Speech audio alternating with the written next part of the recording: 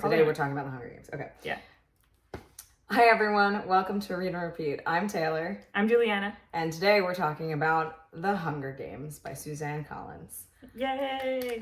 Spoiler alert, we will be talking about details of the book, so if you haven't read it yet, go ahead, do that now, and then join in once you're done.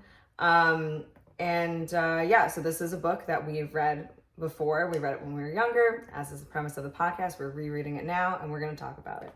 I'm excited for this one. Yeah. I really loved The Hunger Games when I was younger, and I have been excited to talk about it. You already kind of started with, what you thought of it when you were younger. So why don't we start with that? That's what we always do anyway. So yeah, what'd you think of it? So how I remember experiencing The Hunger Games when I was younger. First of all, I think we were in middle school when we read it. Probably. It came out in 2008, so I don't remember if it was did we read it when it came out? I don't know, but I know it was starting to get big, so I think a lot of people were reading it at that point. Yeah. And then eventually it actually became required reading for some people, in the grade it did. school. Yeah, they did have to read this. But I remember reading it for the first time. It was the end of 8th grade, and I was on the bus. We were about to go on our class trip to Splish Splash. Oh yeah, which is a water park.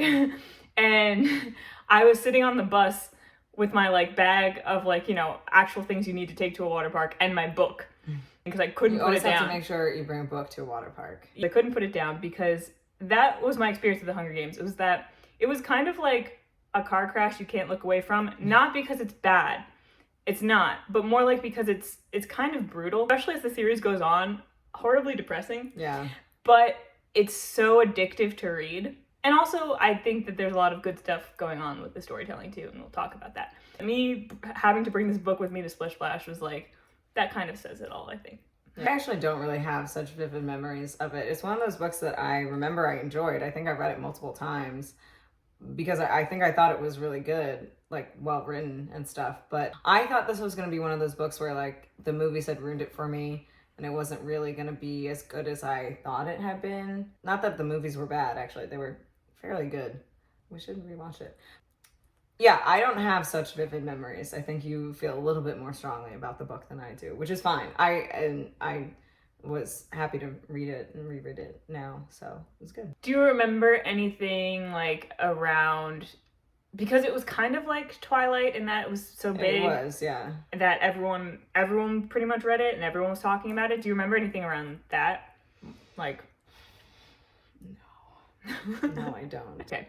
In the first book of The Hunger Games, we start out with Katniss Everdeen, our narrator, and we follow her on her journey as she's picked to be part of the annual Fight to the Death reality TV show in her post-apocalyptic North American country of Panem, where she and 23 other teens are pitted against each other in a fight to the death, where there can only be one victor. The age ranges, I think we should mention, this is for children between 12 and 18 years old. Yeah. And there's 2 from each district. There's 12 districts total, although there used to be 13.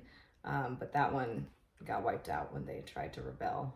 Yeah, and so the story kicks off when actually her sister is selected for this year's Hunger Games, and she volunteers as tribute in her place.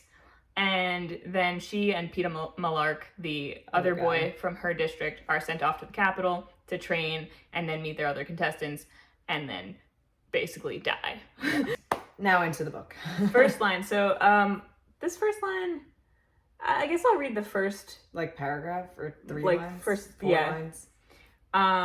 Because it's kind of a really short first line. So we have, when I wake up, the other side of the bed is cold. My fingers stretch out, seeking Prim's warmth, but finding only the rough canvas cover of the mattress. She must have had bad dreams and climbed in with our mother. Of course she did. This is the day of the reaping. So we know we're meeting Katniss on the day that she is possibly going to be selected to fight to the death. And as we just said, she does eventually go, but her sister is the one, that Prim that she mentioned, is the one who is selected. So what this first line does is, first it establishes Katniss as kind of a solitary figure. Yeah. Because she's waking up and she's noticing that the bed is cold. Normally, like, she and her sister, I think, share a bed. The one thing that's important to note is that most, if not all, of the districts are pretty impoverished in Panem, except for the capital. And maybe District 1, 2. Yeah, there's a few that might have more resources, but she's in District 12, which is the farthest away from the capital and the most impoverished. So she's, we've got like kind of the setup of, she and her family live in close quarters with each other, but then we also have this interesting idea of her being kind of already alone in the beginning, because she does kind of come across as a solitary figure in a lot of ways, and separated from her sister and her mother in certain ways.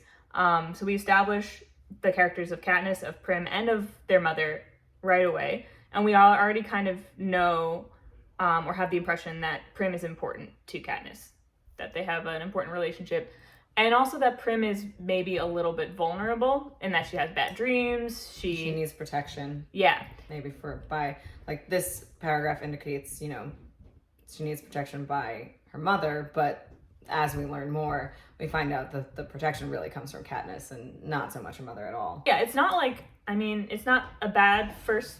No, it's not the most line. Gripping one. No, there's not that much to say about it, I feel like.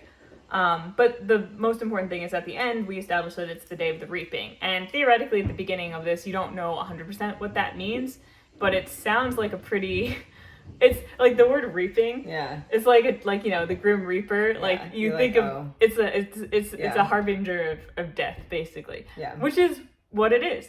It's in first person, present perspective, which I personally have mixed feelings about as a narration device, or is that narration style, I guess,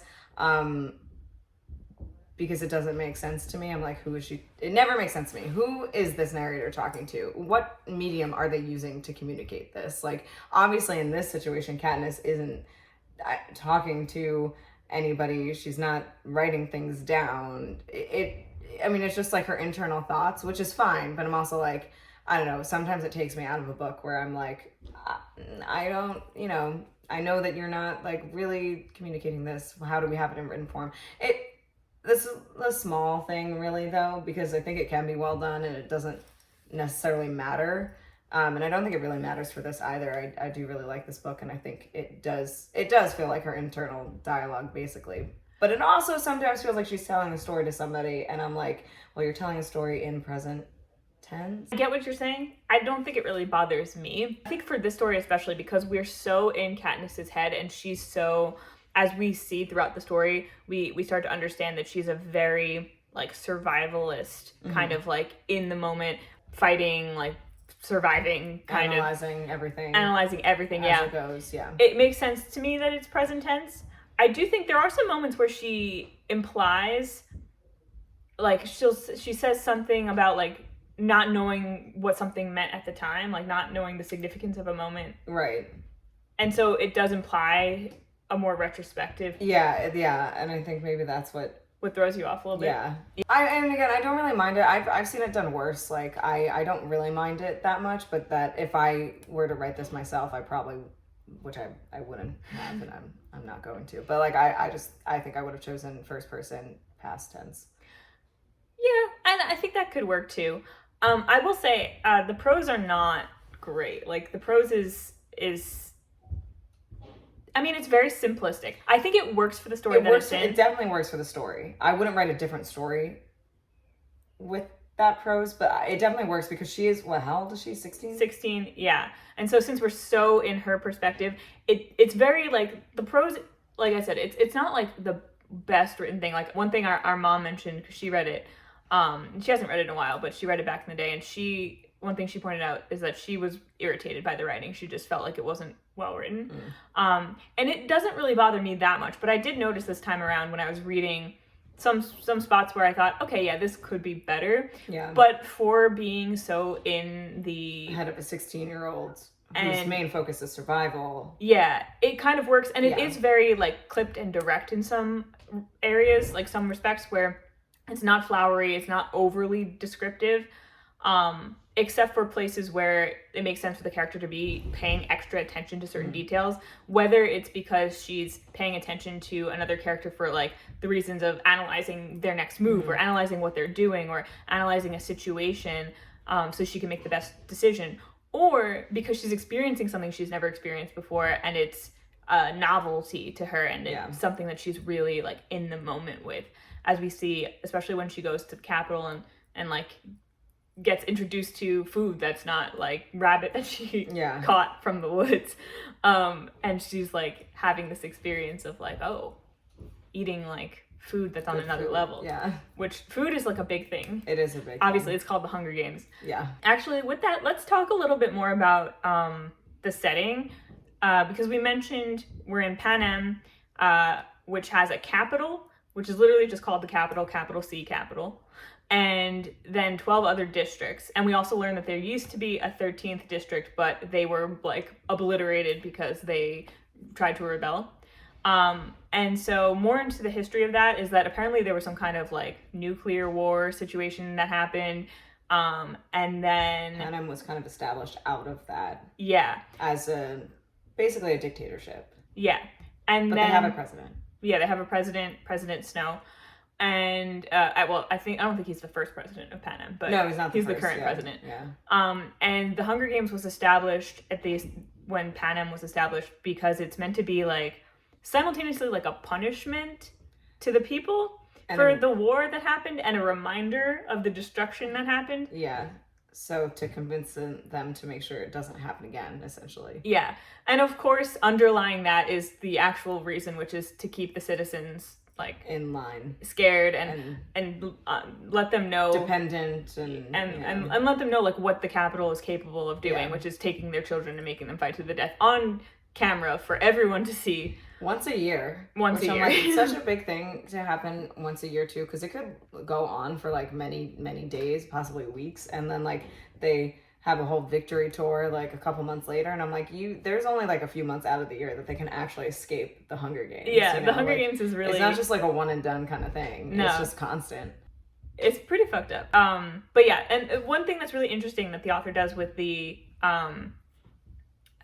districts is they are each, it's like both simplistic but also like it works really well for the story. It's that each of the districts is really based around the whatever resources they produce. And so District 12 is like the coal district because they're in like the Appalachian area of the United States or former United States. It's also implied that like the sea has encroached on like a lot of the land. So what is probably now middle Pennsylvania is the coast almost. Or like closer to the coast. Like where we live is gone probably. And like coast in the United States is probably gone. And District 12 is not a coastal district. There's like land beyond that was District 13. And so that was probably on the coast. But we get I don't know if there's a map floating around anywhere of what Panem like, there probably looks is like. in the physical book, actually, but we read it we read it on Kindle, so but basically like in District 12 they mine and it's like, think about today's modern coal district, not district is the wrong word, today's modern coal mining regions, that would be where District 12 is. And then other districts, like I think they kind of like get closer into the capital as you go until you reach the Rockies. So it goes west to the Rockies, basically. And then that's where the capital is, which I guess is so like I guess California's gone and a lot of because like the Rockies is like Colorado. Which is like not that far. So it's a much smaller United States. Much smaller country than the United States. We touched on this earlier, but as you get into the capital, it's like you gradually get into like the wealthier districts, and it's kind of like I think like districts like 1 through 4, or it's like 1, 2, and 4, maybe not 3. I'm not sure why. I can't remember the exact breakdown. Are much closer to the capital, and therefore much closer to the capital in culture. So the capital is kind of where like no one from the capital has to do the Hunger Games. They all watch the Hunger Games. They are really interesting in their contrast to District 12, which is why I think it was a really good choice to have Katniss be from District 12 and be the perspective character that we get, because it's like we have the people from District 12 who are like the furthest from the capital that you can get, and that's in both in like distance and in culture. And so you can really feel that disconnect from like the dogma of like the country to like the people who are like just like barely hanging on. Yeah, because Katniss has like her family, her dad used to be a coal miner and he died in a mining explosion when she was 11, I think. Yeah, I think so. And so she's basically been struggling to survive and providing for her family for 5 years, I guess. Yeah. Since then. And her dad, we get the impression that he was a bit of a rebellious soul who taught her... He didn't do anything outright, like, to start a...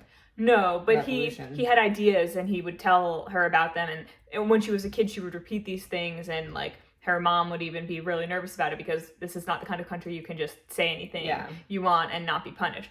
But so she's had that in her from the get-go. And you get the idea that probably a lot of people in District 12 have similar ideas, even if not everyone, because it is one of the most impoverished districts and one of the places where people have the most reason to question the status quo of the country, because they're like, this sucks, and the unfairness is very obvious to them. It's in their face. And then you contrast that with District 1. I mean, not District 1, even the capital. And like, people have no care in the world. They only care about like basically the way that they look and all these crazy fashions and, you know, having fun, and everything is a game to them. Everything is, you know, exciting and fine because they have no cares in the world, essentially. Yeah. And it is truly, I mean, you can, it's nothing that's not realistic to like actual life. Like, we can all, especially, I mean, there's aspects of the lives that we all live that are well, at least in the United States, in a certain like economic bracket, that really do mimic what the capital is. And then certain aspects of society that do mimic like what the other districts are. So it's like, it's nothing that doesn't exist in real life, really. It's just a really heightened, like obvious version of it where we have literal reality TV shows where people kill each other. But it's not that far away from actual reality. So let's get to let's talk about the reaping. So I want to tell you my least favorite character. It's a surprise. Okay. Yeah. We don't have to do that right now, but I'll tell you. Let's talk about like the reaping and like that kind of thing, and like then we'll get to the characters. Okay, fine. Okay, so I'm gonna take my braid out because I feel like it's making my neck like I'm very stiff. Okay. So go on. Just don't mind me. Okay. So obviously, as we mentioned, we start on the reaping day. Katniss tells us a lot of the book is told in like Katniss flashbacks. It's pretty simple kind of setup where we are starting like close to the action, but we are getting like lengthy flashbacks as we go through the first like few days. So it's kind of understand the context. Yeah. So we learn that Katniss basically every day she gets up, she goes, she sneaks under the fence, which is usually electrified, but they don't have like the money to actually keep it electrified all the time in the district. Yeah. So I wouldn't even say usually. I think it's at this point it's sometimes electrified. Yeah. It sounds like. So usually she's able to slip under the fence and go out and meet her friend Gale, whose father was also killed in the same mining accident from years back. So they both actually like met up in the woods one day, and then because they both like inherited the provider position for their families. Yeah, they both have to end up having to take care of their families, because basically like the only stable employment really, aside from if you're like a baker or like someone who works in the town and like has a shopkeeper or like an apothecary or something like that, the only other employment really is like mining. And so when like the only person who can really mine in your household dies, you kind of are in big trouble. Yeah. So she and Gale end up both sneaking into the woods separately, but then they meet up, and Gale is a boy who is 2 years older than her. So yeah, he's 18. Yeah. So this is his last reaping. Yeah, so at the time of the story, it's like if he makes it this year without being selected, then he's free and clear. Yeah. So, and we also learn though that you, aside from the illegal stuff that they do, like they hunt. So Katniss's father made bows and arrows, and so she took them and learned how to hunt with them. So she and Gale hunt. Gale's good at making traps in the woods. So aside from doing that, and then also selling that meat on the black market, because there is an underground trade where people, do things like that to make money, and even like the peacekeepers, who are the officials in the town, they know that that's a thing and they go along with it because they want the meat too. Like it's kind of like everyone there is just like under the table, like we know what's going on. Yeah, we're not going to say anything. Yeah, especially because this is District 12, and we need any kind of even the people in the district who are better off are we still want, like, we want good meat. Yeah. So not only are they illegally doing that, and also like gathering edible food and stuff in the woods, they also are able to do a thing where they go to the Justice Building, I think, like every year around their birthday. Oh yeah. And they can take out srry, I think, which it's basically an extra allocation of some resources in exchange for an extra, they are submitted into the reaping ball basically for the Hunger Games more than once. Yeah. So everyone gets submitted once per birthday when they hit 12 to 18, but you can put your name in more times in order to get more resources for your family. And it's cumulative. So if you do it 3 your first year, you have those 3 the next year. And then if you want more, then it's 6, and then whatever. So I think like Katniss at this point is in like 20 something times, and Gale's in like 48 times. Yeah. So they're both just like, again, like they're acutely aware of the unfairness of this. And so like one thing it's very clear that the poor people have to do this essentially to survive. So they're just more likely to be in. Yeah, so they're the ones who end up getting the brunt of the Hunger Games. Like they're more likely to be in the Hunger Games. It's just very unfair. And so, Gale, Katniss talks about how Gale in the woods especially gets a little bit fiery sometimes when he's talking about, obviously, the injustice going on. Yeah. And she agrees with it, but she also notes that she doesn't see the use in ranting about it, basically, because she's like very survival focused. Like she's just like, in the moment, I need to make sure that my sister survives and my mother survives. And of course, during this time, we also learned that she and her mother are kind of have like a distant relationship, because after her father was killed, her mother fell into a deep depression and just shut down completely. And so wasn't able to take care of her and Prim the way that she might have been able to. And so that's why Katniss really had to step up. And there were some really bad days where it led to them almost starving. Almost starved to death. With that, on the day of the reaping, which we only just got to a half hour into this video. We're gonna have to cut some stuff out, so it's not a full half hour. That's true. So on the day of the reaping, what happens is we have Effie Trinket, the capital representative for District 12, who comes from the capital every year to announce the players from this district and then take them to the capital and train them to be in the Hunger Games. She comes and everyone gathers in the square. Everyone has to be there unless you are at death's door, and they will go around and they will make sure that you are there. And then they divide up the boys and girls in each age group, and they pick the names. And so, of course, we get the moment when we've had this buildup of learning how much Prim means to Katniss, how much she's done to protect her, help her survive. She never lets Prim is her first of all, Prim is 12. Yeah. It's her first year. Her name is only in there like once or twice or however many times like you get put in the first time. I think just once. And so she's like not even thinking about that Prim could be picked. She's done everything she could to minimize that chance. She didn't let Prim take out any srry. Katniss only did that. Her name's in there, like we said, 20 something times. Yeah. So we're not even thinking that's a possibility. The odds are in Prim's favor. Mm-hmm. Except they're not, because then Prim gets picked, and Katniss has that moment of like, time stops, the world freezes. She's like, what's happening? And she runs forward and does something so this is something that is interesting, is that you can have another person volunteer to go in place of the person who gets picked.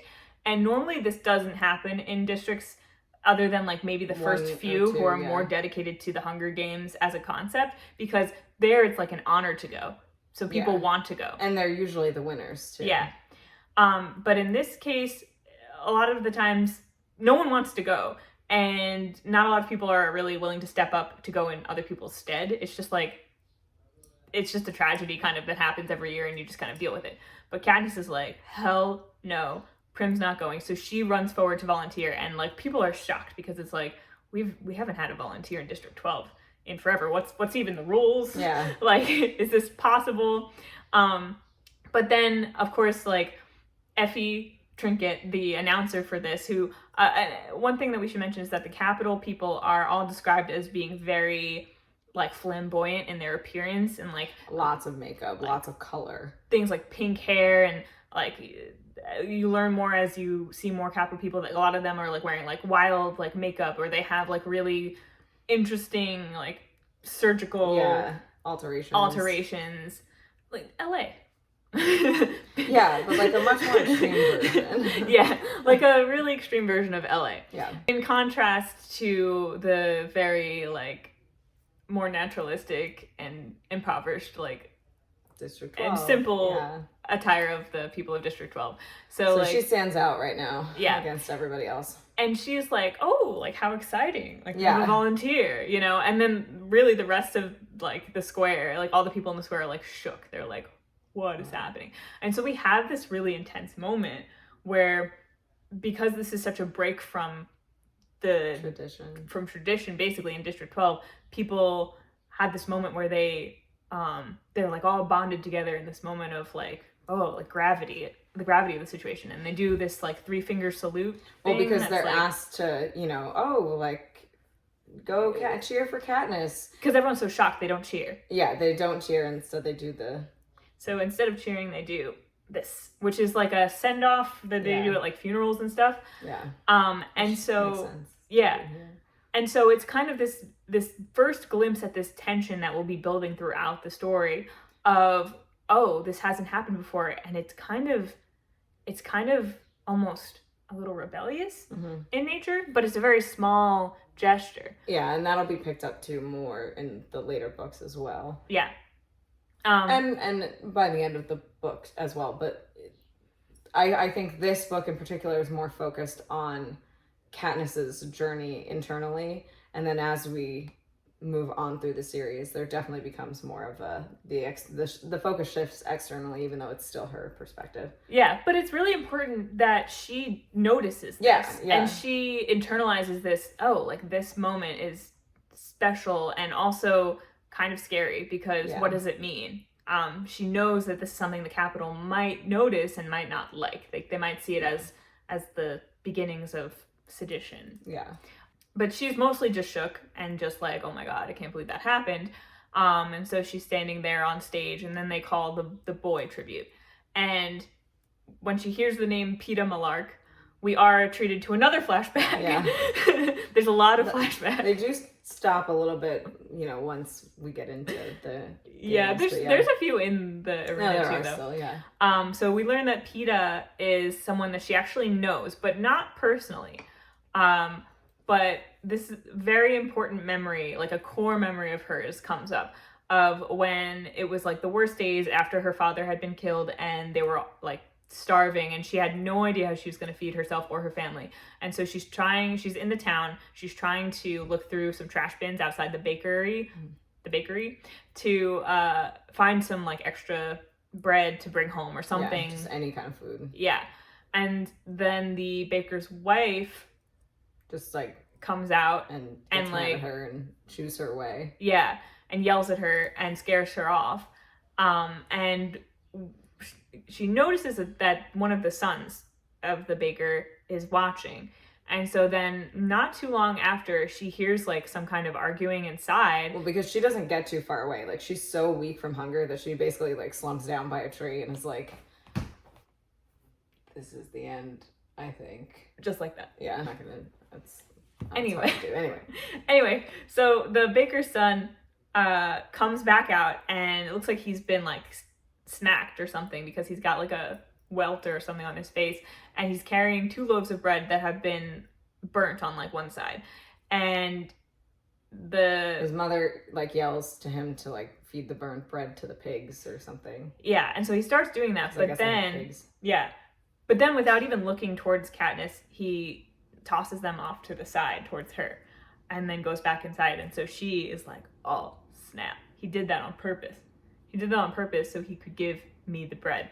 And so she takes the bread home, and it's like the first real food that they've had in like some time. Yeah, and she brings it home, and she manages to make her mother get out of bed, and like they sit at the table and they eat the bread, and it's like great. And then a few days later, she sees the boy at school, and she like makes eye contact with him briefly.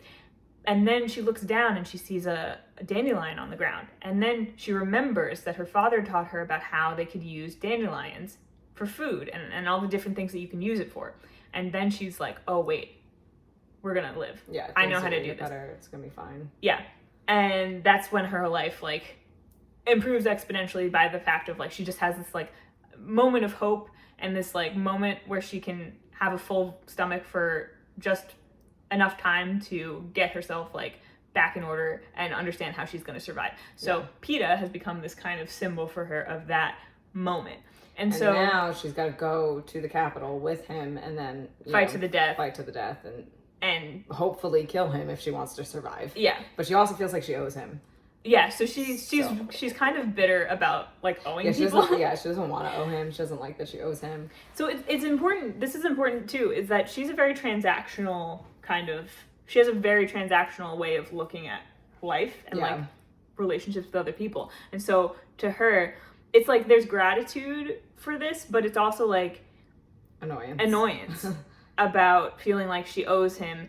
And it's interesting to see how different PETA is in his approach to life and how he has a very different perspective on things like that. But yeah, so that's why PETA is someone who's already important to her, but it's not that they're friends. They haven't spoken. There's just this one very important interaction that has cemented him as an important person in her life. And so let's speed it along a little bit. Yeah, okay. So now we've got the setting.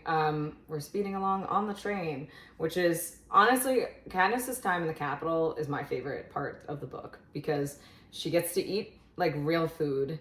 She's comfortable. Like, she's got all of the amenities that she can want. It's just for a few days while, like, they're all training and stuff. But I really enjoy it because even though there's the impending doom and death, it's a little chill. It's like the calm before the storm. It really is. It's like, and so Suzanne Collins is really good at like sensory detail. So she's really good at describing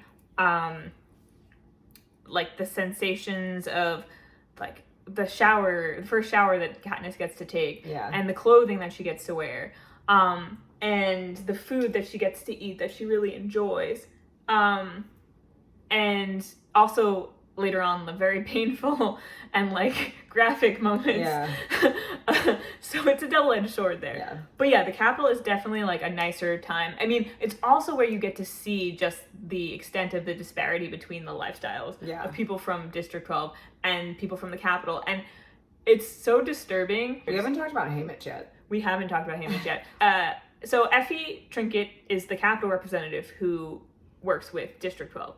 Haymitch Abernathy is the one former victor from District 12, and he's basically the town drunk. And he lives in the Victor's Village, which is only inhabited by him because District 12 doesn't really have victors. It's just him from, I don't even remember how many years ago. Yeah, I don't know. Yeah, but it doesn't matter. He's like middle-aged now, hates his life. That's why he's always drunk. And he's basically supposed to coach Katniss and PETA before they get into the arena, which Katniss and PETA don't like because he's basically already given up. But they managed to kind of bring him out of his shell because like they both are like, hey, you stop this. You can't be drunk. Like we need help. We need help. We want to, give it our best shot here. And so I guess former, though all of the other Hunger Games people that he's coached, tributes that he's coached, like, didn't have that fighting spirit is, I think, what we're meant to understand. Yeah, and I think it's implied that really the situation usually is it's like starving kids who probably haven't had the access to like certain kinds of resources and education that Katniss and Peeta have had. Like Peeta being a baker's son, He's a little bit wealthier than, I mean, he's not wealthy, but he's just better off. he's had like a more secure, Yeah. he's more consistent access to food, basically. Yes. And then Katniss has had consistent access to food because she can hunt. Yeah. And that's mainly it. And so it's more often people who probably haven't had the like ability to become as resourceful as they have. Yeah. And haven't had the opportunities that they've had, and so are kind of just like desperate, terrified children. And easily killed. Yeah. Essentially. And maybe haven't been able to stand up to Haymitch in the way that. So they do manage to get him sober enough to like actually coach them, which he does. He does do it like in his gruff way. He does jump into it. Yeah. So they managed to inspire something in him, and we can see. So we know that Katniss already has her reason for having some kind of drive to win these games, and that's Prim. Yeah. And wanting to get back to her family. She doesn't have like confidence that she's going to win, but she has a reason to try. Yeah. And Peeta seems to have a reason to try, or to at least want something from this, even though it's not quite clear in the beginning exactly what Peeta's reason is. And Katniss she goes back and forth. It's so interesting. She goes back and forth so many times about Peeta. Yeah. Because at first it's just about, oh, the boy with the bread, I owe him. It's so annoying. Then she notices that on his first day, she's very reserved with her emotions. She's like, I can't let the cameras see me cry. I don't want to be picked out as a vulnerable like target, because the cameras are basically on them from like moment one through the whole games. Like they could always be recorded. They could always be filmed. And so she's like, I cannot let them see me cry. Whereas Peeta has been crying and is very openly like, it's not something that he's trying to hide. Yeah. And so she's like, ooh, like, is he a weakling, or is this like a tactic, like a strategy? Is he trying to like seem like he's vulnerable and weak so that he can come out of the woodwork and like, she's like already like thinking about it in a strategic sense. And that happens a lot throughout their time, especially before going into the arena. But during it too, where she's like, what's going on in his head? Like, what is he thinking? Switches between seeing him as like someone that she's getting to know, that she owes, that she has like good feelings for, that she's becoming friends with, and seeing him as an enemy because they are going to be pitted against each other. They're ultimately going to have to kill each other, or at least not root for the other one's survival at some point. Especially because initially, Haymitch, when he decides to actually help them, is like, all right, do you guys want to be trained separately or together? And they decide, I guess, together, that's fine.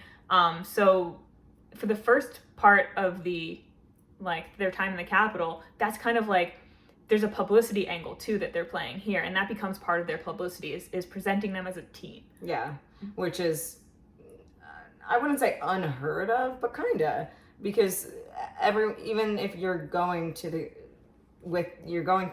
games with another person from your district, your ultimate goal is to also kill them. You're not on the same team. You're not really supposed to be friends, but immediately, and this isn't even something that Katniss wants necessarily. She doesn't really like the fact that they are being like forced to be so friendly initially, but it's one of those things she goes back and forth on, because it gives her some like stability. There's someone else there that she can lean on, when she's being presented to the Capitol, and like, there's a friendly face because she hates the attention. But then she also hates the fact that she's supposed to be with this person all the time, and also knows that she's going to have to kill him. Yeah. But like they wear the same thing. They're told to hold hands when they're introduced, but the crowd loves it. They love it. I mean, it's new, it's flashy, it's exciting.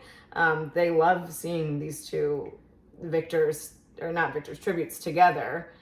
Yeah. When they are not supposed to be. And this is when we really start to understand that this is very much like a show. Like it's a show, and it's something that not everyone is watching with this idea in the back of their minds of, oh my God, how horrendous is this? Yeah. It's especially the people of the Capitol, they're watching it like, wow. Genuine entertainment. Exciting. And they do want to walk that line between having people be genuinely invested in these contestants as people, while also having people be okay with watching them die horrible, brutal deaths on television. We should talk about a bit like the arena and what it is, because what it really seems to be is that it's like a segment of land that they get dropped off on that could be any kind of environment. Yeah.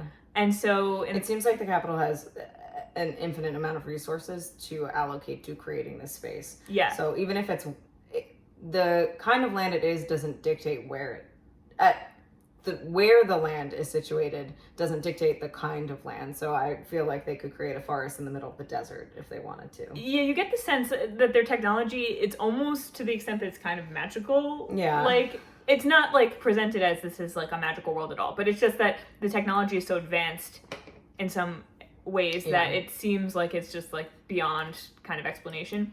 And yeah, the arena is always like a different terrain. It's not just a bounded space where everyone can see each other. It's meant to be vast, big game that stretches out across at least a few days, if not more. And they never know exactly what it's going to look like, what kind of like animals or creatures or things will be around, what kind of, if there'll be grass or plants or a desert, you know, that kind of thing. But yeah, so Haymitch is coaching them from having been in the arena before, but he doesn't know exactly what they're going to be facing either. So he's kind of coming at it from the perspective of strategy and anticipating different possibilities. And trying to get them sponsors. Yeah. The more popular they are, the more sponsors they'll be able to get, which basically means rich people will pay to send them resources in the middle of the game. So Katniss does, once she's in there, receive a few things. Yeah. Which is it's super helpful. And District 12 historically doesn't have a lot of sponsors. No one's really interested in District 12. So when Katniss and Peeta are presented together and they're made into this big, exciting, like, oh my God, it's a team, that wins them over sponsors because people are interested. People want to pay to see them live a little longer. And part of that too is also the rest of their team, which is Effie. So Effie is kind of teaching them like how to appeal to the Capitol from more of like the manners standpoint. At one point, she teaches Katniss how to like walk in high heels and wear a dress and speak. Well, actually, Haymitch is also involved in talking her through speaking in interviews, because they have interviews before they even go into the arena, because they do want people to get to know these like contestants to some extent, and they have to portray some kind of angle. So Effie's part of that as well, and then they also have their stylists. Yeah, who create their outfits, but also are part of helping with the politics of everything and making sure that, you know, they look the part that they're trying to present. Yeah. Katniss and Peeta each have a head stylist. So for Peeta, that's Portia, and for Katniss, that's Cinna. And then they have like 3 other people who work with the stylists who get them all ready, usually to like hair, makeup, clothing.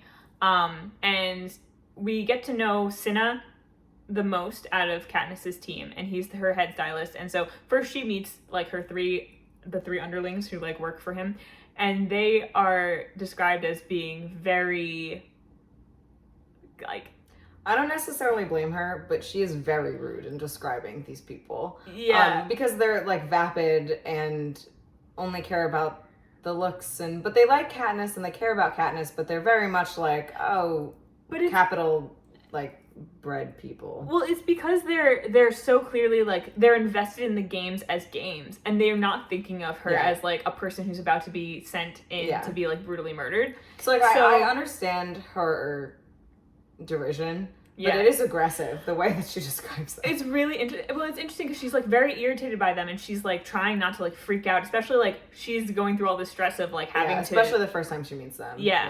And also, like, there's this one line I remember where one of them says, and a lot of them have, like, I meant to look up the names, but, like, a lot of especially the capital people have names that go back to, like, Rome and ancient Rome and Greece and things like that. But there's one, like Flavia, and there's a couple others. But, which I just think is really interesting choice.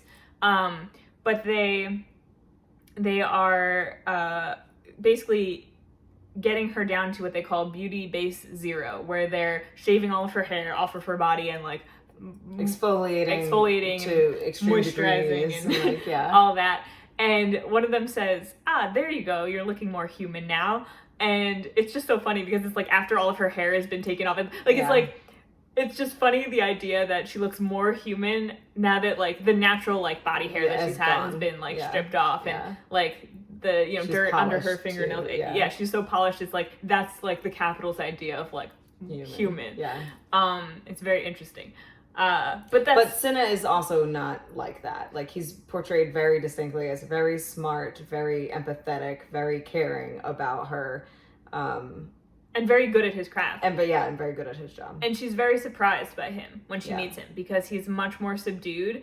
And she realizes that in his own way, he's kind of crazy too, but in like a very like much more calculated and laid back kind of way. And you kind of get this idea that Cinna might have a little bit of like some kind of he's very clever, and he's got his own idea. He's definitely got his awareness of what the Capital actually is as compared to the styling team, which they don't see it, but you get the sense that Cinna does, and a lot of what he does is calculated very quietly, as kind of mini rebellion, like let's push the envelope. Let's push the envelope in a very subtle way that's also easily explainable if anyone questions it. Like, we can like it can all be explained as like just part of the show, wanting to make a big splash, but also like he's got a little bit got a little bit of an agenda, I guess. So we've got the stylist, we should talk about the training real quick, and then we should actually get into the arena, I think. Okay. So the training is the other important part of, besides, eating all the food and getting styled and the interviews, the training is the other important part of what the tributes do before they go into the arena. And so basically they spend 3 days going around to different stations, practicing different crafts. So Katniss and Peeta stay together. Well, they're instructed to stay together, but they stay together the whole time. They do rope tying. They do camouflage, which Peeta's really good at. Katniss is really good at rope tying, although it seems like both of them get pretty proficient at the rope tying. But there's different other physical things that they can practice, but they're doing this with all of the other tributes, so everyone's kind of getting a sense of what everyone else is good at, although they're told to hold in their best traits for when they are alone with what are they called? Game makers. Because each individual tribute is going to be ranked, and as far as like what the game makers think, basically how well the game makers think they're going to do.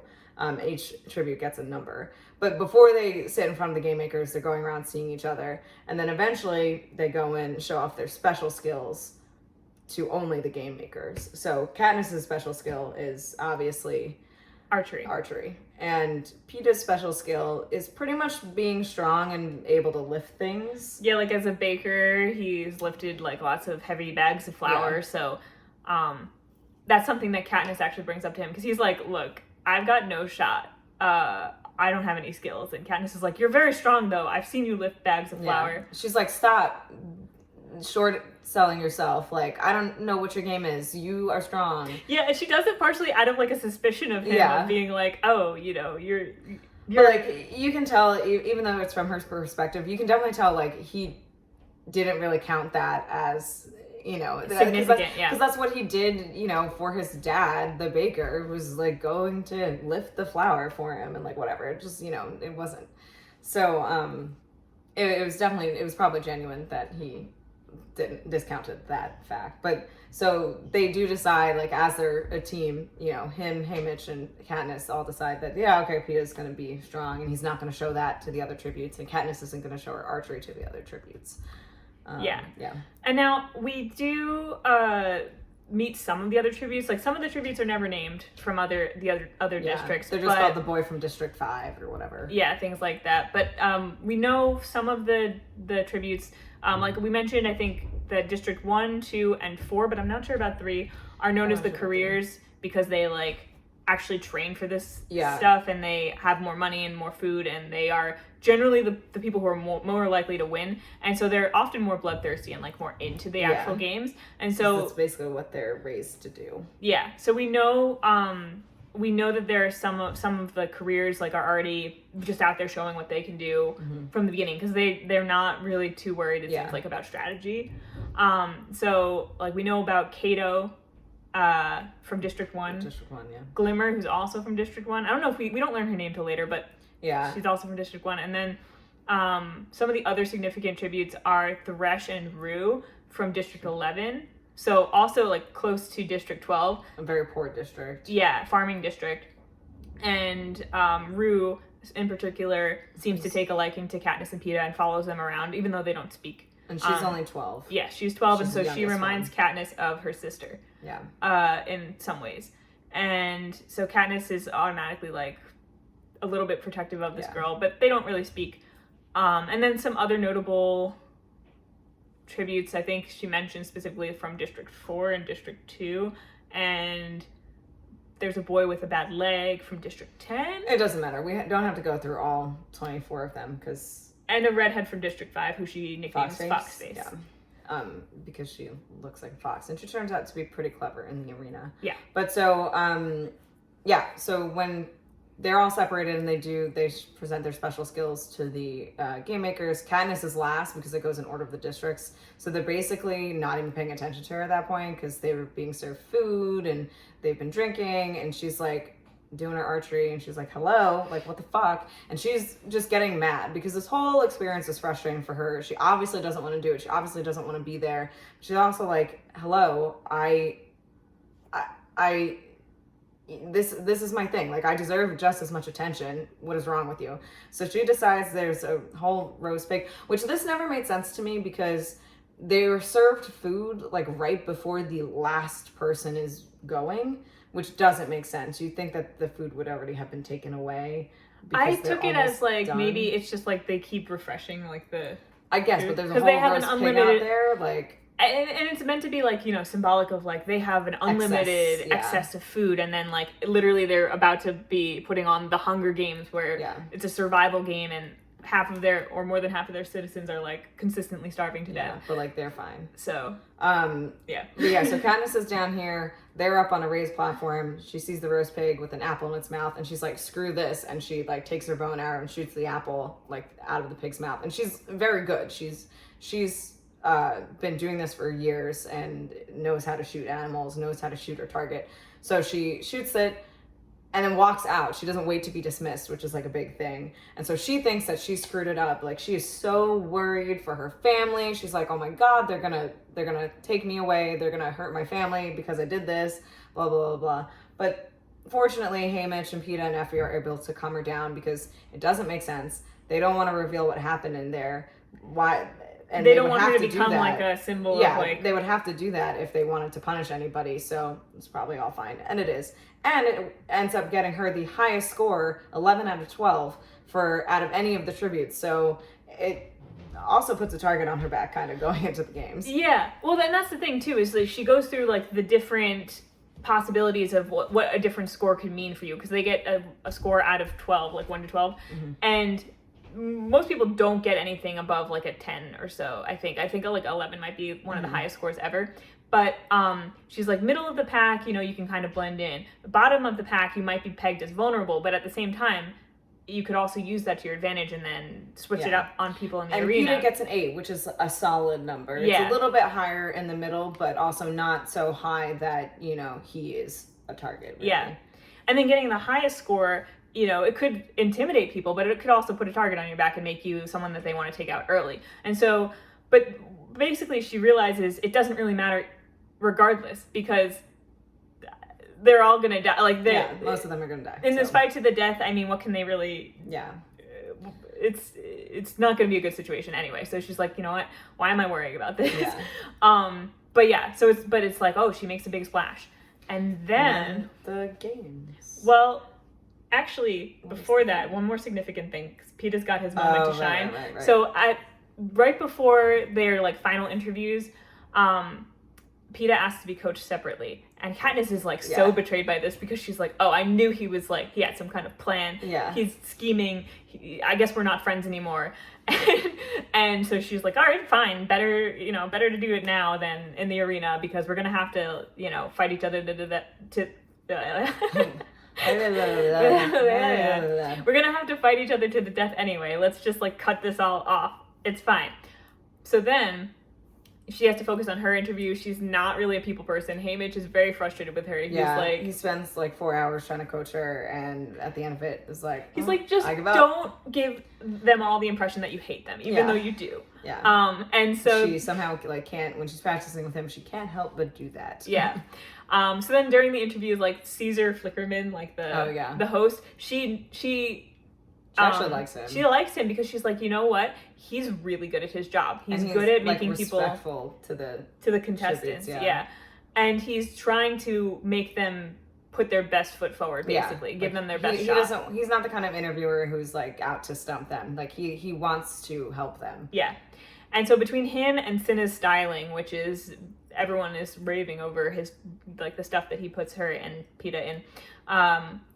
Between that and then the dresses and whatever, she makes it through the interview and she does okay. Like, she's not great, but she's fine. Yeah. Then Peta is last, and he pulls a little wild card out. So turns out Peta is a people person. Peta's thing is good at the interviews. Interacting with other people and just having a good time and like being able to get along with people on like a deeper level, and like that's where he shines. And so he does a great interview, and then there's a moment where he talks about Caesar asks him, and this is where I'm wondering if they're allowed to request like what they get asked about or something. It's like how does he bring this up if Cinna doesn't? I mean, Caesar doesn't ask him. Yeah, and it's like maybe it's something that he planned with Haymitch. Like maybe Haymitch was like, look, I can get you this question. Yeah.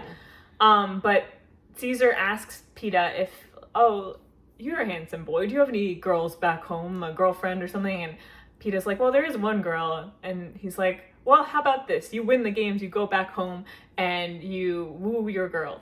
And he's like, well, that's going to be really hard because she came to the games with me. And it's like that.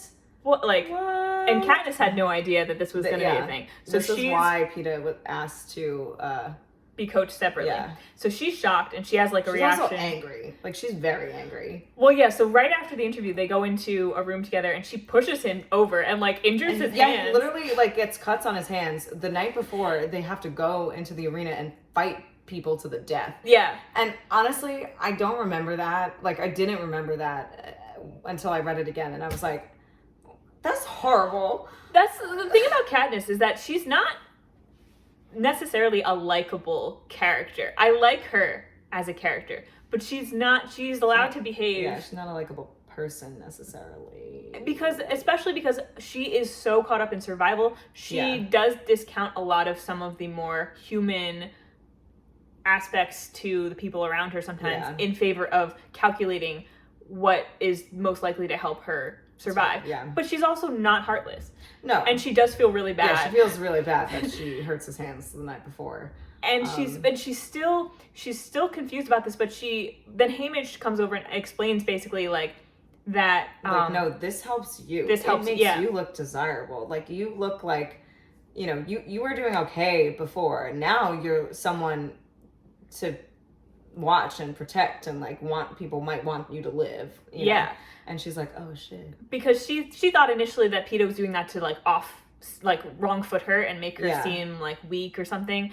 But then as soon as Haymitch tells her that, she's like, oh wait, did I react like well? Like she's was like, shit, like what? And everyone says, no, you like looked shy and embarrassed and maybe a little bit interested. Like it was like, it could be interpreted that way. It was good. And so she's like, okay. And she's fully from a strategy standpoint. She's not really thinking about, wait, does Peta actually have feelings for me? Was that like, she thinks that he's just being smart. And she's like, oh wow, he's actually really clever. Yeah. And so she's taking it fully from that strategic standpoint. And so she's like, oh, okay, so now that's our role. We're the star-crossed lovers from District 12. So that's our angle. That's what makes us interesting. Cool.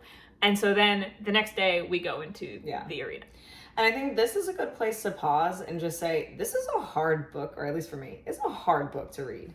Even before they get into the arena, like, it's just a lot of near starvation and poverty and sadness and in contrast stress to the like obscene kind of culture of the capital, right? But that almost like but that even makes it reading about that like a little bit harder because you already have this backdrop of awfulness. And then it just gets worse when you read about children killing each other.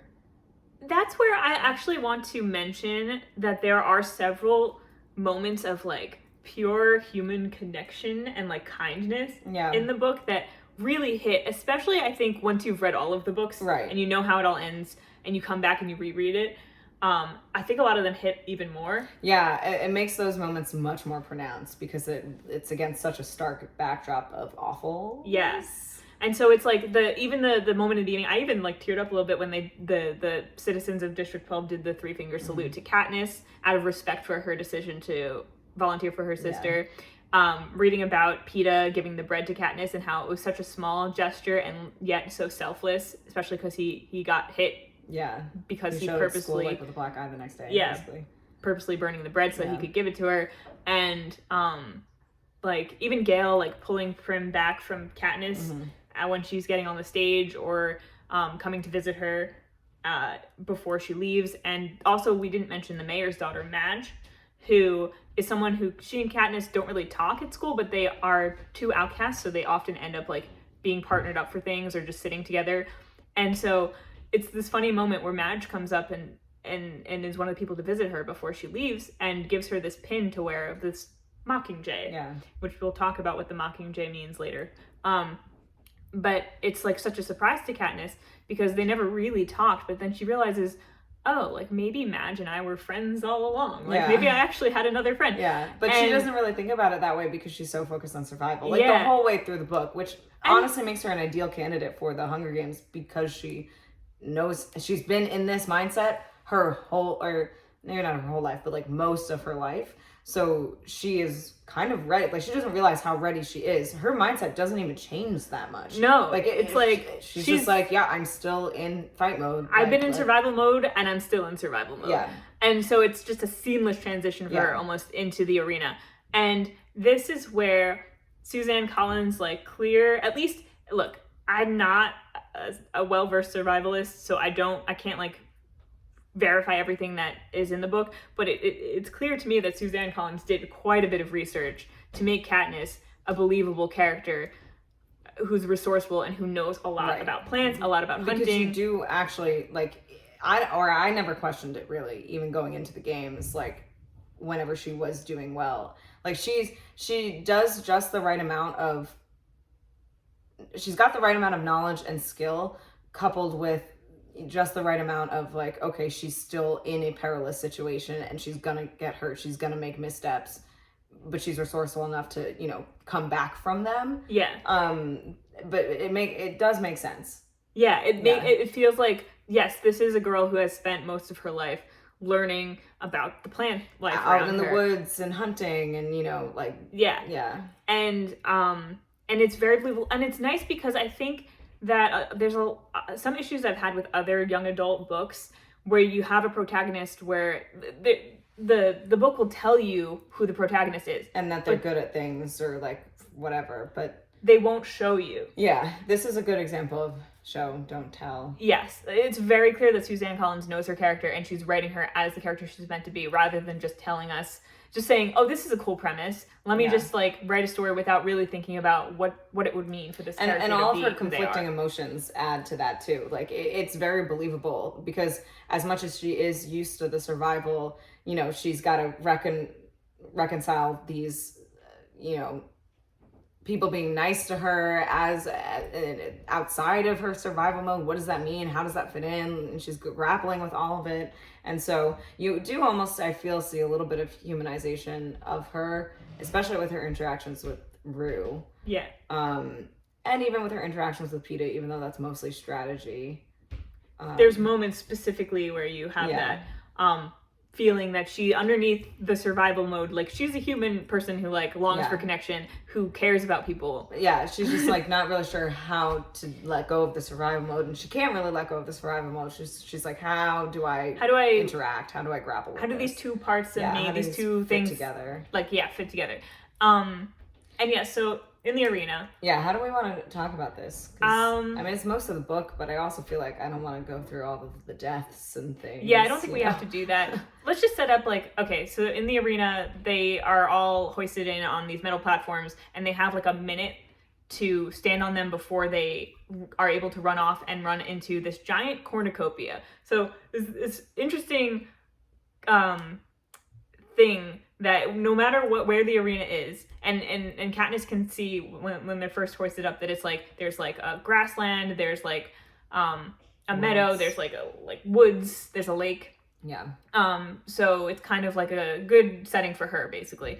And there's also a giant cornucopia where they all are situated around it, that has like supplies and stuff in it. So it's like like a Thanksgiving cornucopia. Like if you are an American, you know that that's a thing that became associated with Thanksgiving, the holiday. But now it's this thing. And I gotta be honest, like when I'm reading the book and it describes the cornucopia, I mostly just think about it as like this area in the middle. Like it's hard for me to picture a legitimate cornucopia. I think of like a giant silver, like legitimate I can't. I'm basically like, that's the thing that I have the hardest time, and I can like picture things pretty well when I read. That's the thing I have the hardest time picturing. Even at the end when they're like climbing up, I'm like, what exactly are they climbing? Well, I mean, in the movie they even make it like weirdly shaped and different.